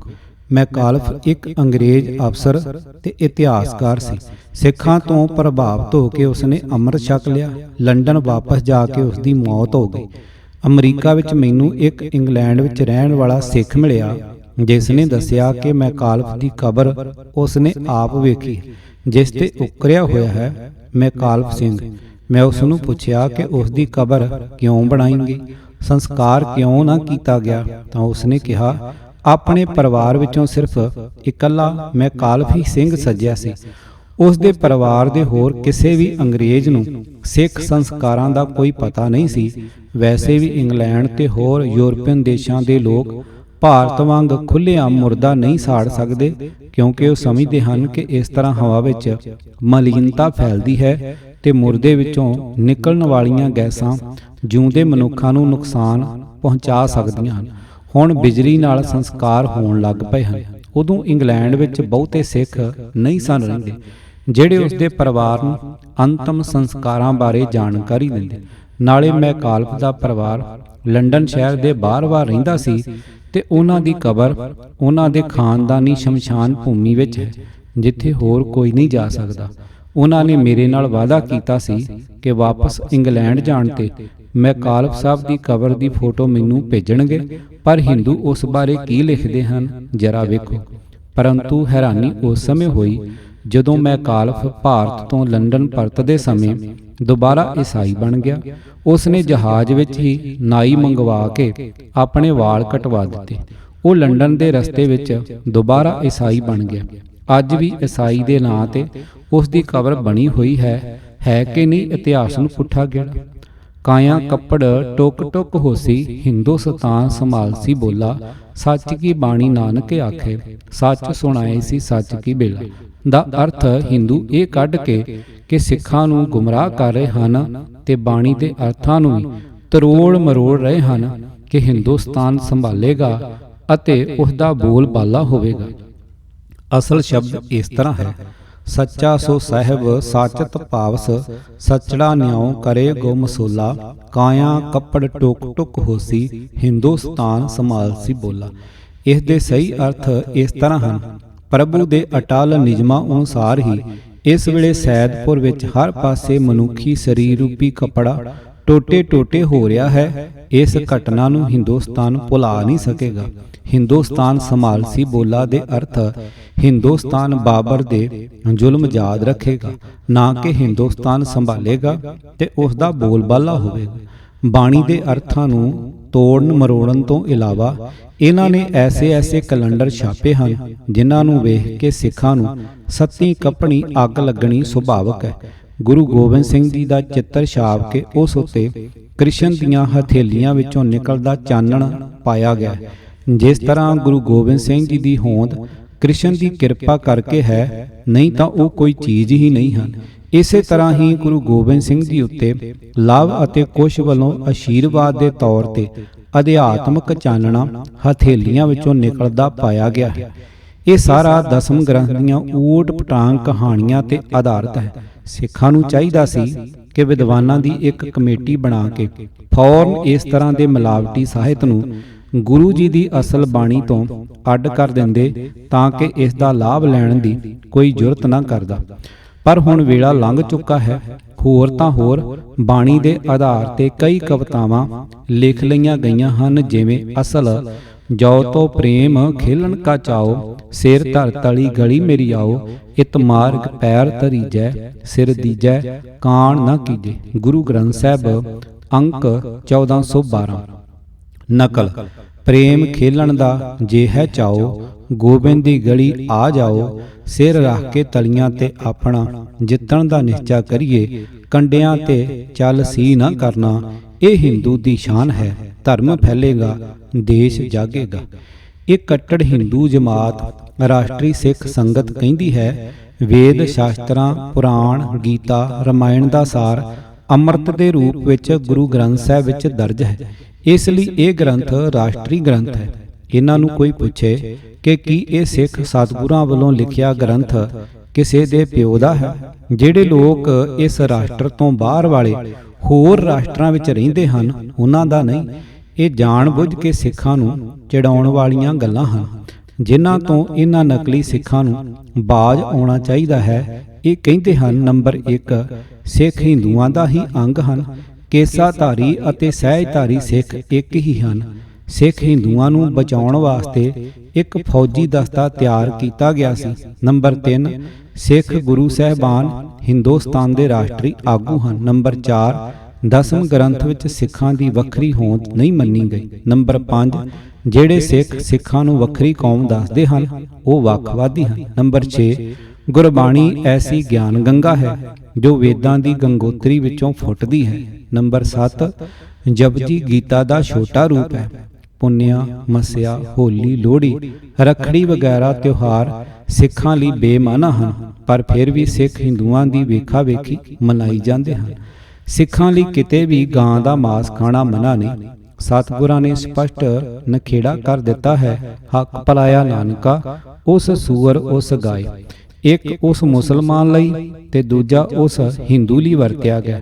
ਪਰ ਸਿੱਖਾਂ ਦਾ ਗਾਂ ਦਾ ਮਾਸ ਨਾ ਖਾਣਾ ਖਿੱਤੇ ਦੇ ਰਿਵਾਜਾਂ ਦੀ ਇੱਜ਼ਤ ਕਰਨ ਕਰਕੇ ਹੈ।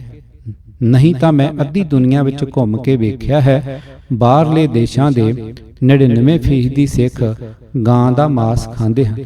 ਕਿਸੇ ਨੇ ਪ੍ਰਿੰਸੀਪਲ ਸਤਬੀਰ ਸਿੰਘ ਨੂੰ ਸਵਾਲ ਕੀਤਾ ਸੀ ਕਿ ਸਿੱਖ ਗਾਂ ਦਾ ਮਾਸ ਕਿਉਂ ਨਹੀਂ ਛਕਦੇ। ਉਹਨਾਂ ਨੇ ਜਵਾਬ ਦਿੱਤਾ, ਸਿੱਖਾਂ ਨੂੰ ਗਾਂ ਦਾ ਮਾਸ ਖਾਣ ਦੀ ਕੋਈ ਮਨਾਹੀ ਨਹੀਂ, ਸਿਰਫ ਹਿੰਦੂ ਸਮਾਜ ਦੀ ਨੇੜਤਾ ਤੇ ਸਤਿਕਾਰ ਵਜੋਂ ਨਹੀਂ ਖਾਂਦੇ। ਨਹੀਂ ਤਾਂ ਹਰ ਜਾਨਵਰ ਝਟਕਾ ਕੇ ਖਾਧਾ ਜਾ ਸਕਦਾ ਹੈ, ਸਿਰਫ ਹਲਾਲੀ ਕਰਕੇ ਮਾਸ ਖਾਣਾ ਮਨਾ ਹੈ। ਰਾਸ਼ਟਰੀ ਸਿੱਖ ਸੰਗਤ ਜੋ ਸਿਰਫ ਸਿੱਖੀ ਨੂੰ ਹੜੱਪ ਕਰਨ ਲਈ ਬਣਾਈ ਗਈ ਸੰਸਥਾ ਹੈ, ਦਾ ਜਾਲ ਬਹੁਤ ਬਰੀਕ ਤੇ ਮਜ਼ਬੂਤ ਹੈ। ਆਮ ਨਜ਼ਰ ਨਾਲ ਇਹ ਜਾਲ ਨਹੀਂ ਦੇ ਸਕਦਾ। ਅਕਾਲ ਤਖਤ ਦਾ ਸਰਕਾਰੀ ਜਥੇਦਾਰ, ਜਿਹੜਾ ਬੇਸ਼ਰਮੀ ਦੀਆਂ ਸਾਰੀਆਂ ਹੱਦਾਂ ਤੋੜ ਕੇ ਬਣਾਇਆ ਗਿਆ ਸੀ, ਨੂੰ ਇਹ ਲੱਗਾ ਕਿ ਬੀਬੀ ਜਗੀਰ ਕੌਰ, ਜੋ ਉਸ ਵੇਲੇ ਸ਼੍ਰੋਮਣੀ ਕਮੇਟੀ ਦੇ ਪ੍ਰਧਾਨ ਸਨ, ਉਹਨਾਂ ਨੂੰ ਜਥੇਦਾਰੀ ਤੋਂ ਲਾਹ ਦੇਣਗੇ ਤਾਂ ਹਜੂਰ ਸਾਹਿਬ ਜਾ ਰਿਹਾ ਪੂਰਨ ਸਿੰਘ, ਜਦੋਂ ਮੱਧ ਪ੍ਰਦੇਸ਼ ਦੇ ਗੂਨਾ ਕਸਬੇ ਵਿੱਚ ਪਹੁੰਚਿਆ ਤਾਂ ਉਸ ਨੇ ਉੱਥੋਂ ਇੱਕ ਪੀਸੀਓ ਤੋਂ ਫੈਕਸ ਭੇਜ ਕੇ ਬੀਬੀ ਜਗੀਰ ਕੌਰ ਨੂੰ ਪੰਥ ਵਿੱਚੋਂ ਛੇਕ ਦਿੱਤਾ। ਵੇਖਣ ਨੂੰ ਇਹ ਘਟਨਾ ਬਹੁਤ ਸਧਾਰਨ ਜਿਹੀ ਲੱਗਦੀ ਹੈ, ਪਰ ਜੋ ਸਕੀਮ ਇਸ ਦੇ ਪਿੱਛੇ ਸੀ ਉਹ ਬਹੁਤ ਹੀ ਖਤਰਨਾਕ ਸੀ। ਮੈਨੂੰ ਇੱਥੇ ਇਸ ਗੱਲ ਨਾਲ ਕੋਈ ਮਤਲਬ ਨਹੀਂ ਕਿ ਬੀਬੀ ਜਗੀਰ ਕੌਰ ਨੇ ਬਤੌਰ ਪ੍ਰਧਾਨ ਸ਼੍ਰੋਮਣੀ ਕਮੇਟੀ ਕੀ ਚੰਗਾ ਕੀਤਾ ਤੇ ਕੀ ਮਾੜਾ, ਪਰ ਇੱਕ ਗੱਲ ਤਾਂ ਕਹਿਣੀ ਹੀ ਪਵੇਗੀ ਕਿ ਉਸ ਨੇ ਸਿੱਖ ਕੈਲੰਡਰ ਲਾਗੂ ਕਰਨ ਦਾ ਜੋ ਉਪਰਾਲਾ ਕੀਤਾ, ਇਹ ਉਸ ਵੱਲੋਂ ਕੀਤਾ ਗਿਆ ਇੱਕ ਐਸਾ ਕੰਮ ਹੈ ਜਿਸ ਨੂੰ ਸਿੱਖ ਨਾਲੇ ਚੇਤਾ ਕਰਿਆ ਕਰਨਗੇ, ਨਾਲੇ ਅੱਖਾਂ ਵਿੱਚ ਕਸੁੰਨ ਦੇ ਦੇ ਕੇ ਰੋਇਆ ਕਰਨਗੇ। ਔਰਤ ਹੋ ਕੇ ਵੀ ਬੀਬੀ ਜਗੀਰ ਕੌਰ ਨੇ ਮਰਦਾਂ ਨਾਲੋਂ ਵੀ ਵੱਧ ਦਲੇਰੀ ਵਿਖਾ ਕੇ ਸਿੱਖਾਂ ਦੀ ਵੱਖਰੀ ਹੋਂਦ ਕਾਇਮ ਕਰਨ ਬਾਰੇ ਸੋਚਿਆ। ਉਸ ਦਾ ਇਹ ਸ਼ਲਾਘਾਯੋਗ ਕਦਮ ਸਿਫਤ ਕਰਨ ਦੇ ਲਾਇਕ ਹੈ। ਪਰ ਦੂਜੇ ਪਾਸੇ ਇਹ ਸਵਾਲ ਪੈਦਾ ਹੁੰਦਾ ਹੈ ਕਿ ਕਾਰ ਤੇ ਸਫ਼ਰ ਕਰਦਿਆਂ ਮੱਧ ਪ੍ਰਦੇਸ਼ ਦੇ ਕਸਬੇ ਗੂਨਾ ਤੋਂ ਹੀ ਪੂਰਨ ਸਿੰਘ ਨੇ ਫੈਕਸ ਕਿਉਂ ਭੇਜੀ?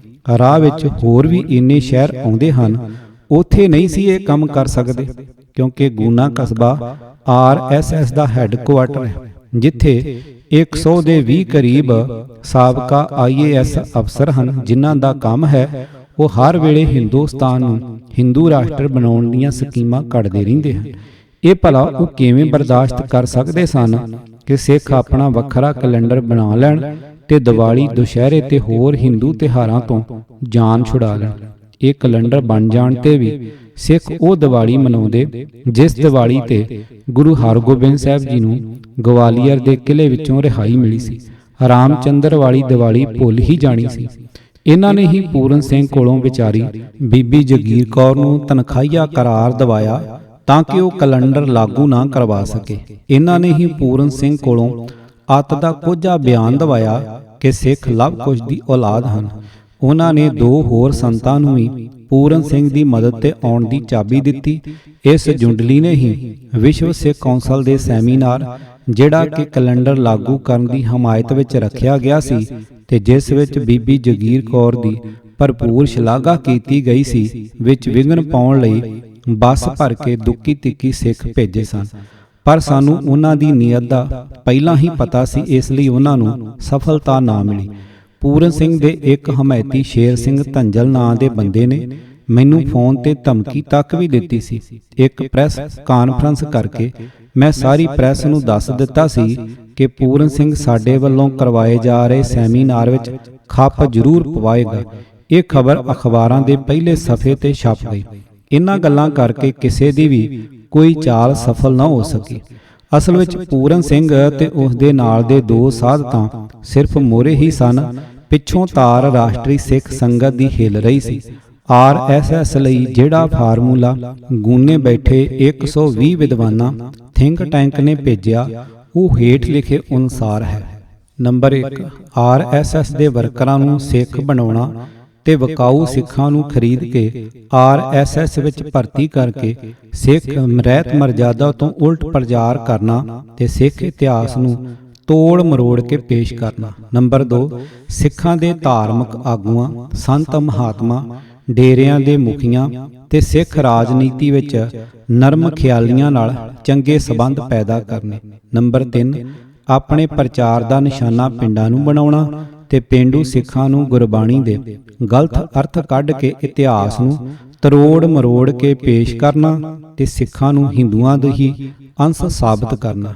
ਨੰਬਰ 4, ਹਿੰਦੂ ਮੰਦਰਾਂ ਵਿੱਚ ਕੀਰਤਨ ਦਰਬਾਰ ਕਰਵਾਉਣੇ ਤੇ ਗੁਰਦੁਆਰਿਆਂ ਵਿੱਚ ਹਿੰਦੂ ਧਾਰਮਿਕ ਸਮਾਗਮ ਕਰਵਾਉਣੇ, ਹਿੰਦੂ ਜਥਿਆਂ ਕੋਲੋਂ ਕੀਰਤਨ ਕਰਵਾਉਣਾ ਤੇ ਸਿੱਖੀ ਦੇਖ ਵਾਲਿਆਂ ਕੋਲੋਂ ਮਾਤਾ ਦੀਆਂ ਭੇਟਾਂ ਗਵਾਉਣੀਆਂ। ਨੰਬਰ 5, ਗੁਰਦੁਆਰਾ ਸਾਹਿਬਾਨ ਵੱਲ ਜਾਂਦਿਆਂ ਰਸਤਿਆਂ ਅਤੇ ਸਿੱਖ ਧਾਰਮਿਕ ਬੋਰਡਾਂ ਦੇ ਥੱਲੇ ਸਿਗਰਟ, ਬੀੜੀ, ਪਾਨ, ਤੰਬਾਕੂ ਦੇ ਖੋਖੇ ਲਗਵਾਉਣੇ। ਨੰਬਰ 6, ਦਸਮ ਗ੍ਰੰਥ ਨੂੰ ਸਿੱਖਾਂ ਦਾ ਅਸਲੀ ਗ੍ਰੰਥ ਸਾਬਤ ਕਰਨਾ ਤੇ ਦਸਮ ਗ੍ਰੰਥ ਵਿੱਚੋਂ ਆਪਣੀ ਮਰਜ਼ੀ ਦੀਆਂ ਟੂਕਾਂ ਕੱਢ ਕੇ ਸਿੱਖਾਂ ਨੂੰ ਹਿੰਦੂ ਸਾਬਤ ਕਰਨਾ। ਨੰਬਰ 7, ਸਿੱਖ ਨਗਰਾਂ, ਸਿੱਖ ਮੁਹੱਲਿਆਂ ਤੇ ਸਿੱਖ ਇਲਾਕਿਆਂ ਦੀ ਨਿਸ਼ਾਨਦੇਹੀ ਕਰਕੇ ਇਲਾਕੇ ਵਿੱਚ ਵੱਧ ਤੋਂ ਵੱਧ ਗੈਰ ਸਿੱਖਾਂ, ਯੂਪੀ, ਬਿਹਾਰ ਦੇ ਭਈਆਂ ਨੂੰ ਵਸਾਉਣਾ। ਨੰਬਰ 8, ਸਕੂਲਾਂ ਕਾਲਜਾਂ 'ਚ RSS ਨਾਲ ਸੰਬੰਧਿਤ ਅਧਿਆਪਕ, ਲੈਕਚਰਰ, ਅਤੇ ਪ੍ਰਿੰਸੀਪਲ ਲਵਾਉਣੇ ਤੇ ਸਿੱਖ ਵਿਦਿਆਰਥੀਆਂ ਵਿੱਚ ਪਤਤ ਪੁਣੇ ਦੀ ਲਹਿਰ ਨੂੰ ਛਹਿ ਦੇਣੀ ਤੇ ਸਿੱਖੀ ਤੋਂ ਦੂਰ ਰੱਖਣ ਲਈ ਉਪਰਾਲੇ ਕਰਨੇ। ਨੰਬਰ 9, ਪੰਜਾਬ ਬਹੁ ਗਿਣਤੀ ਸਿੱਖ ਸੂਬੇ ਨੂੰ ਘੱਟ ਗਿਣਤੀ ਸਿੱਖ ਸੂਬਾ ਬਣਾਉਣ ਲਈ ਵੱਧ ਤੋਂ ਵੱਧ ਗੈਰ ਸਿੱਖ ਲੋਕ ਪੰਜਾਬ ਭੇਜਣੇ। ਨੰਬਰ 10, ਬਾਹਰਲੇ ਰਾਜਾਂ ਤੋਂ ਵੱਧ ਜਰਾਇਮ ਪੇਸ਼ਾ ਲੋਕਾਂ ਤੇ ਮੰਗਤਿਆਂ ਨੂੰ ਪੰਜਾਬ ਸਿੱਖਾਂ ਦੇ ਘਰਾਂ ਵਿੱਚ ਡਾਕੇ ਮਰਵਾਉਣੇ ਤੇ ਬਾਹਰੋਂ ਆਉਣ ਵਾਲੇ ਹਰੇਕ ਮੰਗਤੇ ਤੇ ਜਰਾਇਮ ਪੇਸ਼ਾ ਲੋਕਾਂ ਨੂੰ ਮੁਫਤ ਸਫ਼ਰ ਦੀ ਸਹੂਲਤ ਦੇਣੀ। ਨੰਬਰ 1, ਦੇਸ਼ ਵਾ ਬਰਮੋਏ ਹੈ, ਇਹ ਸ਼ਬਦ ਦੇ ਗਲਤ ਅਰਥ ਕੱਢ ਕੇ ਇਸ ਨੂੰ ਗੁਰੂ ਗੋਬਿੰਦ ਸਿੰਘ ਵੱਲੋਂ ਸ਼ਿਵ ਜੀ ਵੱਲੋਂ ਵਾਰ ਮੰਗਣ ਦਾ ਪ੍ਰਚਾਰ ਕਰਨਾ। ਨੰਬਰ 2, ਗੁਰੂ ਤੇਗ ਬਹਾਦਰ ਜੀ ਨਾਲ ਸ਼ਹੀਦ ਹੋਣ ਵਾਲਿਆਂ ਨੂੰ ਭਾਈ ਮਤੀ ਦਾਸ ਸ਼ਰਮਾ ਅਤੇ ਸਤੀ ਦਾਸ ਸ਼ਰਮਾ ਤੇ ਭਾਈ ਦਿਆਲਾ ਸ਼ਰਮਾ ਦੱਸ ਕੇ ਹਿੰਦੂ ਸਾਬਤ ਕਰਨਾ। ਨੰਬਰ 3, ਛੋਟੇ ਸਾਹਿਬਜ਼ਾਦਿਆਂ ਨੂੰ ਸ਼ਹੀਦ ਕਰਵਾਉਣ ਵਾਲੇ ਹਿੰਦੂ ਗੰਗੂ ਬ੍ਰਾਹਮਣ ਦਾ ਨਾਮ ਬਦਲ ਕੇ ਗੰਗੁਲ ਹੱਕ ਮੁਸਲਮਾਨ ਹੋਣ ਦਾ ਪ੍ਰਚਾਰ ਕਰਨਾ। ਨੰਬਰ 4, ਛੋਟੇ ਸਾਹਿਬਜ਼ਾਦਿਆਂ ਦਾ ਸ਼ਹੀਦੀ ਕੈਲੰਡਰ ਛਾਪ ਕੇ ਸਾਹਿਬਜ਼ਾਦਿਆਂ ਉੱਪਰ ਰਾਮਚੰਦਰ ਨੂੰ ਅਸ਼ੀਰਵਾਦ ਦਿੰਦਾ ਦਿਖਾਉਣਾ। ਗੁਰੂ ਨਾਨਕ ਦੇ ਕੈਲੰਡਰ ਤੇ ਲਵ ਕੁਸ਼ ਨੂੰ ਅਸ਼ੀਰਵਾਦ ਦਿੱਤਾ ਵਿਖਾਉਣਾ। ਨੰਬਰ 5, ਓਮ ਨਮਾਏ ਸ਼ਿਵਾਏ ਦੀਆਂ ਸੂਰਜੀ ਕਿਰਨਾਂ 10 ਗੁਰੂ ਸਾਹਿਬਾਨ ਤੇ ਦਰਸਾ ਕੇ ਅਤੇ ਸਭ ਦੇਵੀਆਂ ਦੇਵਤਿਆਂ ਦੇ ਪੈਰਾਂ ਵਿੱਚ ਇੱਕ ਓੰਕਾਰ ਨੂੰ ਦਰਸਾਉਣਾ। ਸਿੱਖਾਂ ਲਈ ਚਿੰਤਾ ਦਾ ਵਿਸ਼ਾ। ਨੰਬਰ 1, ਪੰਜਾਬ ਵਿੱਚ RSS ਦੇ ਸਮਾਗਮਾਂ ਅਤੇ ਮੀਟਿੰਗਾਂ ਵਿੱਚ ਸਥਾਨਕ ਅਕਾਲੀ ਆਗੂ ਤੇ ਸ਼੍ਰੋਮਣੀ ਕਮੇਟੀ ਮੈਂਬਰ ਵੀ ਸ਼ਾਮਲ ਹੁੰਦੇ ਹਨ। ਨੰਬਰ 2, ਹੁਕਮਰਾਨ ਅਕਾਲੀ ਪਾਰਟੀ ਨੇ RSS ਦੀਆਂ ਵੱਧ ਰਹੀਆਂ ਸਰਗਰਮੀਆਂ ਤੇ ਨਾ ਹੀ ਚਿੰਤਾ ਪ੍ਰਗਟ ਕੀਤੀ ਹੈ ਤੇ ਨਾ ਹੀ ਕੋਈ ਪਾਬੰਦੀ ਲਾਈ ਹੈ। ਨੰਬਰ 3, ਸ਼੍ਰੋਮਣੀ ਕਮੇਟੀ ਨੇ ਵੀ ਕੋਈ ਗੰਭੀਰ ਨੋਟਿਸ ਨਹੀਂ ਲਿਆ ਤੇ ਇਸ ਦੀ ਧਰਮ ਪ੍ਰਚਾਰ ਕਮੇਟੀ ਵੀ ਇਸ ਮੁੱਦੇ ਤੋਂ ਖਾਮੋਸ਼ ਹੈ। ਨੰਬਰ 4, ਸਿੱਖ ਧਰਮ ਅਸਥਾਨ ਦੇ ਹੈੱਡ ਗ੍ਰੰਥੀ ਤਖਤਾਂ ਦੇ ਜਥੇਦਾਰ ਸ਼੍ਰੋਮਣੀ ਕਮੇਟੀ ਮੈਂਬਰਾਂ ਤੇ ਅਕਾਲੀ ਨੇਤਾਵਾਂ ਦਾ RSS ਨਾਲ ਸੰਬੰਧ ਰੱਖਣਾ। ਨੰਬਰ 5, ਸਿੱਖਾਂ ਦੇ ਇੱਕਾ ਦੁੱਕਾ ਤੇਜ਼ ਤਰਾਰ ਰਾਜਸੀ ਗਰੁੱਪਾਂ ਨੂੰ ਛੱਡ ਕੇ ਬਾਕੀ ਸਭ ਆਪਣੇ ਰਾਜਸੀ ਸਵਾਰਥਾਂ ਕਾਰਨ ਭੇਦ ਭਰੀ ਖਾਮੋਸ਼ੀ ਅਖਤਿਆਰ ਕਰਕੇ ਬੈਠੇ ਹਨ। ਨੰਬਰ 6, ਸਿੱਖਾਂ ਦੇ ਧਾਰਮਿਕ ਆਗੂ ਸੰਤ ਮਹਾਂਪੁਰਸ਼ ਡੇਰਿਆਂ ਵਾਲੇ ਬਾਬੇ ਕੀਰਤਨੀਏ ਕਥਾਵਾਚਕ ਤੇ ਢਾਡੀ ਜਥੇ ਜੋ ਅਕਸਰ ਆਪਣੀ ਪੇਸ਼ਕਾਰੀ ਦਾ ਸਿੱਕਾ ਜਮਾਉਂਦੇ ਰਹਿੰਦੇ ਹਨ, ਕੋਈ ਵੀ ਨੰਗੇ ਧੜੰਗੇ ਮੈਦਾਨ ਵਿੱਚ ਨਹੀਂ ਉਤਰਿਆ ਜੋ ਸਿੱਖ ਪੰਥ ਨੂੰ ਇਸ ਗੰਭੀਰ ਸੰਕਟ ਦਾ ਅਹਿਸਾਸ ਕਰਵਾ ਕੇ ਸਿੱਖਾਂ ਦਾ ਪ੍ਰੇਰਨਾ ਸਰੋਤ ਬਣਿਆ ਹੋਇਆ। ਨੰਬਰ 7, ਸਿੱਖ ਕੌਮ ਦੀ ਵੱਖਰੀ ਪਛਾਣ ਦੱਸਣ ਵਾਲਾ ਨਾਨਕਸ਼ਾਹੀ ਕੈਲੰਡਰ ਸਿੱਖ ਆਗੂਆਂ ਵੱਲੋਂ RSS ਦੇ ਇਸ਼ਾਰੇ ਤੇ ਲਾਗੂ ਨਾ ਹੋਣ ਦੇਣਾ। ਨੰਬਰ 8, ਸਿੱਖ ਕੌਮ ਦੀ ਰਹਿਨੁਮਾਈ ਕਰਨ ਵਾਲੇ ਤਖਤਾਂ ਦੇ ਜਥੇਦਾਰਾਂ ਵੱਲੋਂ ਕੋਈ ਵੀ ਕਾਰਵਾਈ ਨਾ ਕਰਨਾ ਤੇ ਮੀਟਿੰਗਾਂ ਦਾ ਐਲਾਨ ਕਰਕੇ ਕਿਸੇ ਦਬਾਅ ਕਾਰਨ ਮੀਟਿੰਗਾਂ ਮੁਲਤਵੀ ਕਰਨਾ। ਦੂਜੇ ਪਾਸੇ ਰਾਸ਼ਟਰੀ ਸਿੱਖ ਸੰਗਤ ਆਪਣੇ ਵਰਕਰਾਂ ਨੂੰ ਆਦੇਸ਼ ਦਿੰਦੀ ਹੈ। ਨੰਬਰ 1, ਘੱਟ ਗਿਣਤੀਆਂ ਦੇ ਵਿਰੁੱਧ ਹਥਿਆਰਾਂ ਨੂੰ ਇਕੱਠਾ ਕਰਨ ਦੀ ਪ੍ਰਕਿਰਿਆ ਤੇਜ਼ ਕੀਤੀ ਜਾਵੇ। ਨੰਬਰ 2, ਸਰਕਾਰੀ ਅਧਿਕਾਰੀਆਂ ਵਿੱਚ ਹਿੰਦੂਤਵ ਨੂੰ ਵਧਾਉਣ ਦਾ ਕੰਮ ਤੇਜ਼ ਕੀਤਾ ਜਾਵੇ। ਨੰਬਰ 3, ਡਾਕਟਰਾਂ ਕੈਮਿਸਟਾਂ ਵਿੱਚ ਹਿੰਦੂਤਵ ਨੂੰ ਵਧਾਇਆ ਜਾਵੇ। ਘੱਟ ਗਿਣਤੀਆਂ ਨੂੰ ਵੇਲਾ ਵਿਹਾ ਚੁੱਕੀਆਂ ਦਵਾਈਆਂ ਦਿੱਤੀਆਂ ਜਾਣ। ਨਵ ਜਨਮੇ ਬੱਚਿਆਂ ਨੂੰ ਅਪੰਗ ਬਣਾਉਣ ਲਈ ਟੀਕੇ ਲਾਏ ਜਾਣ। ਸ਼ੂਦਰ, ਮੁਸਲਮਾਨ, ਈਸਾਈ ਤੇ ਸਿੱਖ ਬਸਤੀਆਂ ਦੇ ਨੇੜੇ ਗਲਤ ਖੂਨਦਾਨ ਕੈਂਪ ਲਾਏ ਜਾਣ। ਨੰਬਰ 4, ਦਲਤਾਂ, ਪਛੜੀਆਂ ਸ਼੍ਰੇਣੀਆਂ, ਈਸਾਈਆਂ ਦੀਆਂ ਬਸਤੀਆਂ ਵਿੱਚ ਜੈ ਸ੍ਰੀ ਰਾਮ ਦਾ ਨਾਅਰਾ ਪ੍ਰਚਲਿਤ ਕੀਤਾ ਜਾਏ। ਜਰਾਇਮ ਪੇਸ਼ਾ ਲੋਕਾਂ ਨੂੰ ਬਸਤੀਆਂ ਨੇੜੇ ਵਸਾ ਕੇ ਸ਼ਰਾਬ, ਨਸ਼ੀਲੀਆਂ ਵਸਤਾਂ, ਜੂਏਬਾਜ਼ ਤੇ ਲਾਟਰੀਆਂ ਦੇ ਅੱਡੇ ਬਣਾਏ ਜਾਣ। ਇਹਨਾਂ ਦੀਆਂ ਇਸਤਰੀਆਂ ਨੂੰ ਦੇਹ ਵਪਾਰ ਲਈ ਉਕਸਾਇਆ ਜਾਵੇ। ਇਹਨਾਂ ਦੇ ਬੱਚਿਆਂ ਨੂੰ ਵੱਧ ਤੋਂ ਵੱਧ ਆਪਣੇ ਸਕੂਲਾਂ ਵਿੱਚ ਲਿਆਂਦਾ ਜਾਏ ਤੇ RSS ਦੀਆਂ ਹਦਾਇਤਾਂ ਅਨੁਸਾਰ ਪੜ੍ਹਾਇਆ ਜਾਵੇ। ਨੰਬਰ 5, ਗੈਰ ਹਿੰਦੂ ਅਸਥਾਨਾਂ ਦੇ ਨੇੜੇ ਹਿੰਦੂ ਦੇਵੀ ਦੇਵਤਿਆਂ ਦੀਆਂ ਮੂਰਤੀਆਂ ਨੂੰ ਜ਼ਮੀਨ ਥੱਲੇ ਦਬਾਉਣ ਦਾ ਕਾਰਜ ਜਾਰੀ ਰੱਖਿਆ ਜਾਏ। ਅਜਿਹਾ ਸਾਹਿਤ ਰਚਿਆ ਜਾਏ ਕਿ ਸਾਬਤ ਹੋ ਸਕੇ ਕਿ ਚਰਚ, ਮਸਜਿਦਾਂ ਤੇ ਸਤੂਪੇ ਪੁਰਾਣੇ ਹਿੰਦੂ ਧਾਰਮਿਕ ਅਸਥਾਨ ਹਨ ਜਿਨ੍ਹਾਂ ਨੂੰ ਈਸਾਈ, ਮੁਸਲਮਾਨ ਤੇ ਬੋਧੀ ਹਮਲਾਵਰਾਂ ਨੇ ਢਹਿ ਢੇਰੀ ਕਰ ਦਿੱਤਾ ਸੀ। ਨੰਬਰ 6, ਬੋਧਾਂ, ਜੈਨਾਂ, ਈਸਾਈਆਂ ਤੇ ਸਿੱਖਾਂ ਮੁਸਲਮਾਨਾਂ ਦਾ ਹਿੰਦੂਕਰਨ ਜਾਰੀ ਰੱਖਿਆ ਜਾਏ। ਜੈਨ ਮੰਦਰਾਂ ਵਿੱਚ ਰਾਮ ਦੀ ਪੂਜਾ ਕਰਵਾਈ ਜਾਵੇ। ਮਸਜਿਦਾਂ ਨੂੰ ਪੁਰਾਣੇ ਮੰਦਰ ਦੱਸ ਕੇ ਹਮਲੇ ਕੀਤੇ ਜਾਣ। ਈਸਾਈ ਮਿਸ਼ਨਰੀਆਂ ਨੂੰ ਪ੍ਰਚਾਰ ਤੋਂ ਸਖਤੀ ਨਾਲ ਰੋਕਿਆ ਜਾਏ, ਲੋੜ ਪੈਣ ਤੇ ਪਰਿਵਾਰ ਸਮੇਤ ਖਤਮ ਕੀਤਾ ਜਾਏ। ਜਦ ਸਾਰੇ ਗੁਰੂ ਸਾਹਿਬਾਨ ਸਾਂਝੇ, ਗੁਰਬਾਣੀ ਸਾਂਝੀ, ਗੁਰਦੁਆਰੇ ਸਾਂਝੇ ਅਤੇ ਮੰਦਰ ਸਾਂਝੇ, ਗੁਰਪੁਰਬ ਤੇ ਰਾਮਨੌਮੀ ਸਾਂਝੀ, ਤਾਂ ਫਿਰ ਗੁਰਦੁਆਰਾ ਪ੍ਰਬੰਧਕ ਕਮੇਟੀਆਂ ਅਤੇ ਮੰਦਰ ਕਮੇਟੀਆਂ ਸਾਂਝੀਆਂ ਕਿਉਂ ਨਹੀਂ? ਸੁਦਰਸ਼ਨ ਚੌਹਾਨ, ਪ੍ਰਦੇਸ਼ ਸੰਗਠਨ ਮੰਤਰੀ, ਰਾਸ਼ਟਰੀ ਸਿੱਖ ਸੰਗਤ ਪੰਜਾਬ। ਅਕਸਰ ਗੁਰਦੁਆਰਿਆਂ 'ਚ ਜਾਂ ਹੋਰ ਧਾਰਮਿਕ ਦੀਵਾਨਾਂ ਵਿੱਚ ਸਾਡੇ ਪੰਥਕ ਅਤੇ ਸਿੱਖ ਵਿਦਵਾਨ ਇਹ ਕਹਿ ਜਾਂਦੇ ਹਨ, ਗੁਰੂ ਉਪਦੇਸ਼ ਚਾਰੇ ਵਰਨਾਂ ਨੂੰ ਸਾਂਝਾ। ਆਮ ਤੌਰ ਤੇ ਹਰ ਗੁਰਦੁਆਰੇ ਦੇ ਦਰਵਾਜ਼ੇ ਵੀ 4 ਬਣਾਏ ਜਾਂਦੇ ਹਨ, ਹਰ ਵਰਨ ਲਈ ਇੱਕ ਦਰਵਾਜ਼ਾ। 4 ਵਰਨ ਹਨ, 4 ਦਰਵਾਜ਼ੇ। ਸਾਰੇ ਜਾਣਦੇ ਹਨ ਕਿ ਇਹ ਵਿਵਸਥਾ ਹਿੰਦੂ ਸਮਾਜ ਦੀ ਪਹਿਚਾਣ ਹੈ, ਜਿਸ ਵਿੱਚ 4 ਵਰਨ ਭਾਵ ਬ੍ਰਾਹਮਣ, ਖੱਤਰੀ, ਵੈਸ਼ ਅਤੇ ਸ਼ੂਦਰ, ਮੰਦਰ ਹੋਵੇ ਜਾਂ ਗੁਰਦੁਆਰਾ, ਦੋਨਾਂ ਦਾ ਅਧਿਆਤਮਕ ਦਰਸ਼ਨ ਇੱਕ ਹੀ ਹੈ। ਜਦ ਚਿੰਤਨ ਇੱਕ ਹੈ, ਜੀਵਨ ਮੁੱਲ ਇੱਕ ਹੈ, ਮਾਨ ਬਿੰਦੂ ਇੱਕ ਹੈ, ਜੀਵਨ ਦ੍ਰਿਸ਼ਟੀ ਇੱਕ ਹੈ, ਸੱਭਿਆਚਾਰ ਤੇ ਪਰੰਪਰਾਵਾਂ ਇੱਕ ਹਨ, ਪਰਿਵਾਰ ਸਾਂਝੇ ਹਨ, ਬਾਜ਼ਾਰ ਸਾਂਝੇ ਹਨ, ਵਪਾਰ ਸਾਂਝੇ ਹਨ, ਜਿਉਣਾ ਮਰਨਾ ਸਾਂਝਾ ਹੈ, ਸ਼ਮਸ਼ਾਨ ਸਾਂਝੇ ਹਨ, ਕਲੱਬਾਂ ਸਾਂਝੀਆਂ ਹਨ, ਰਾਜਨੀਤਿਕ ਦਲ ਸਾਂਝੇ ਹਨ। ਜਦ ਸਭ ਕੁਝ ਸਾਂਝਾ ਹੀ ਸਾਂਝਾ ਹੈ, ਗੁਰਪੁਰਬ, ਰਾਮਨੌਮੀ, ਕ੍ਰਿਸ਼ਨ ਜਨਮ ਅਸ਼ਟਮੀ, ਵਿਸਾਖੀ, ਦੀਵਾਲੀ, ਜਦ ਸਭ ਸਾਂਝੇ ਹਨ, ਤਾਂ ਫਿਰ ਗੁਰਦੁਆਰਾ ਪ੍ਰਬੰਧਕ ਕਮੇਟੀਆਂ ਅਤੇ ਮੰਦਰ ਕਮੇਟੀਆਂ ਸਾਂਝੀਆਂ ਕਿਉਂ ਨਹੀਂ? ਇਹਨਾਂ ਕਮੇਟੀਆਂ ਵਿੱਚ ਸਹਿਜਧਾਰੀ ਰੂਪ ਅਤੇ ਕੇਸਾਧਾਰੀ ਰੂਪ ਦਾ ਅੰਤਰ ਕਿਉਂ? ਧਾਰਮਿਕ ਤਿਉਹਾਰ ਮਨਾਉਣ ਅਤੇ ਕਮੇਟੀਆਂ ਬਣਾਉਣ ਵਿੱਚ ਇਹ ਕੱਚੀ ਦੀਵਾਰ ਕਿਉਂ? ਇਹ ਕੱਚੀ ਕੰਧ ਹਰ ਹਾਲਤ ਵਿੱਚ ਡਿੱਗ ਜਾਣੀ ਚਾਹੀਦੀ ਹੈ। ਨਾ ਤਾਂ ਹਿੰਦੂਆਂ ਦੇ ਲਈ ਗੁਰੂ ਸਾਹਿਬਾਨ ਅਤੇ ਗੁਰਪੁਰਬ ਬੇਗਾਨੇ ਹਨ, ਤੇ ਨਾ ਹੀ ਸਿੱਖਾਂ ਦੇ ਲਈ ਭਗਵਾਨ ਕ੍ਰਿਸ਼ਨ ਬੇਗਾਨੇ ਹਨ। ਦਸਮ ਪਿਤਾ ਸ੍ਰੀ ਗੁਰੂ ਗੋਬਿੰਦ ਸਿੰਘ ਜੀ ਮਹਾਰਾਜ ਨੇ ਆਪਣੀ ਆਤਮ ਕਥਾ ਸ੍ਰੀ ਵਚਿੱਤਰ ਨਾਟਕ ਵਿੱਚ ਆਪ ਆਪਣੀ ਲੇਖਣੀ ਅਤੇ ਸ਼ਬਦਾਂ ਦੁਆਰਾ ਸਿੱਧ ਕੀਤਾ ਹੈ ਕਿ ਸਾਰੇ ਗੁਰੂ ਸਾਹਿਬਾਨ ਬੇਦੀ ਅਤੇ ਸੋਢੀ ਵੰਸ਼ਾਂ ਵਿੱਚੋਂ ਪ੍ਰਗਟ ਹੋਏ। ਬੇਦੀ ਅਤੇ ਸੋਢੀ ਵੰਸ਼ ਲਵ ਅਤੇ ਕੁਸ਼ ਦੀ ਔਲਾਦ ਸਨ। ਲਵ ਅਤੇ ਕੁਸ਼ ਰਾਮ ਦੇ ਪੁੱਤਰ ਸਨ। ਇਸ ਰਿਸ਼ਤੇ ਨਾਲ ਸਾਰੇ ਗੁਰੂ ਸਾਹਿਬਾਨ ਅਤੇ ਗੁਰੂ ਚੇਲੇ ਸੂਰਜਵੰਸ਼ੀ ਹਨ, ਰਘੂਵੰਸ਼ੀ ਹਨ। ਕਿੰਨਾ ਚੰਗਾ ਹੋਵੇ ਜੇਕਰ ਗੁਰਦੁਆਰਾ ਅਤੇ ਮੰਦਰ ਕਮੇਟੀਆਂ ਸਹਿਜਧਾਰੀ ਅਤੇ ਕੇਸਾਧਾਰੀ ਭਰਾ ਮਿਲ ਜੁਲ ਕਰ ਬਣਾਉਣ ਅਤੇ ਉਹਨਾਂ ਨੂੰ ਚਲਾਉਣ, ਤਾਂ ਕਿ ਸਮਾਜ ਵਿੱਚ ਮਿੱਠੀ ਏਕਤਾ ਅਤੇ ਸਮਰਸਤਾ ਦਾ ਵਾਤਾਵਰਣ ਨਿਰਮਾਣ ਹੋਵੇ।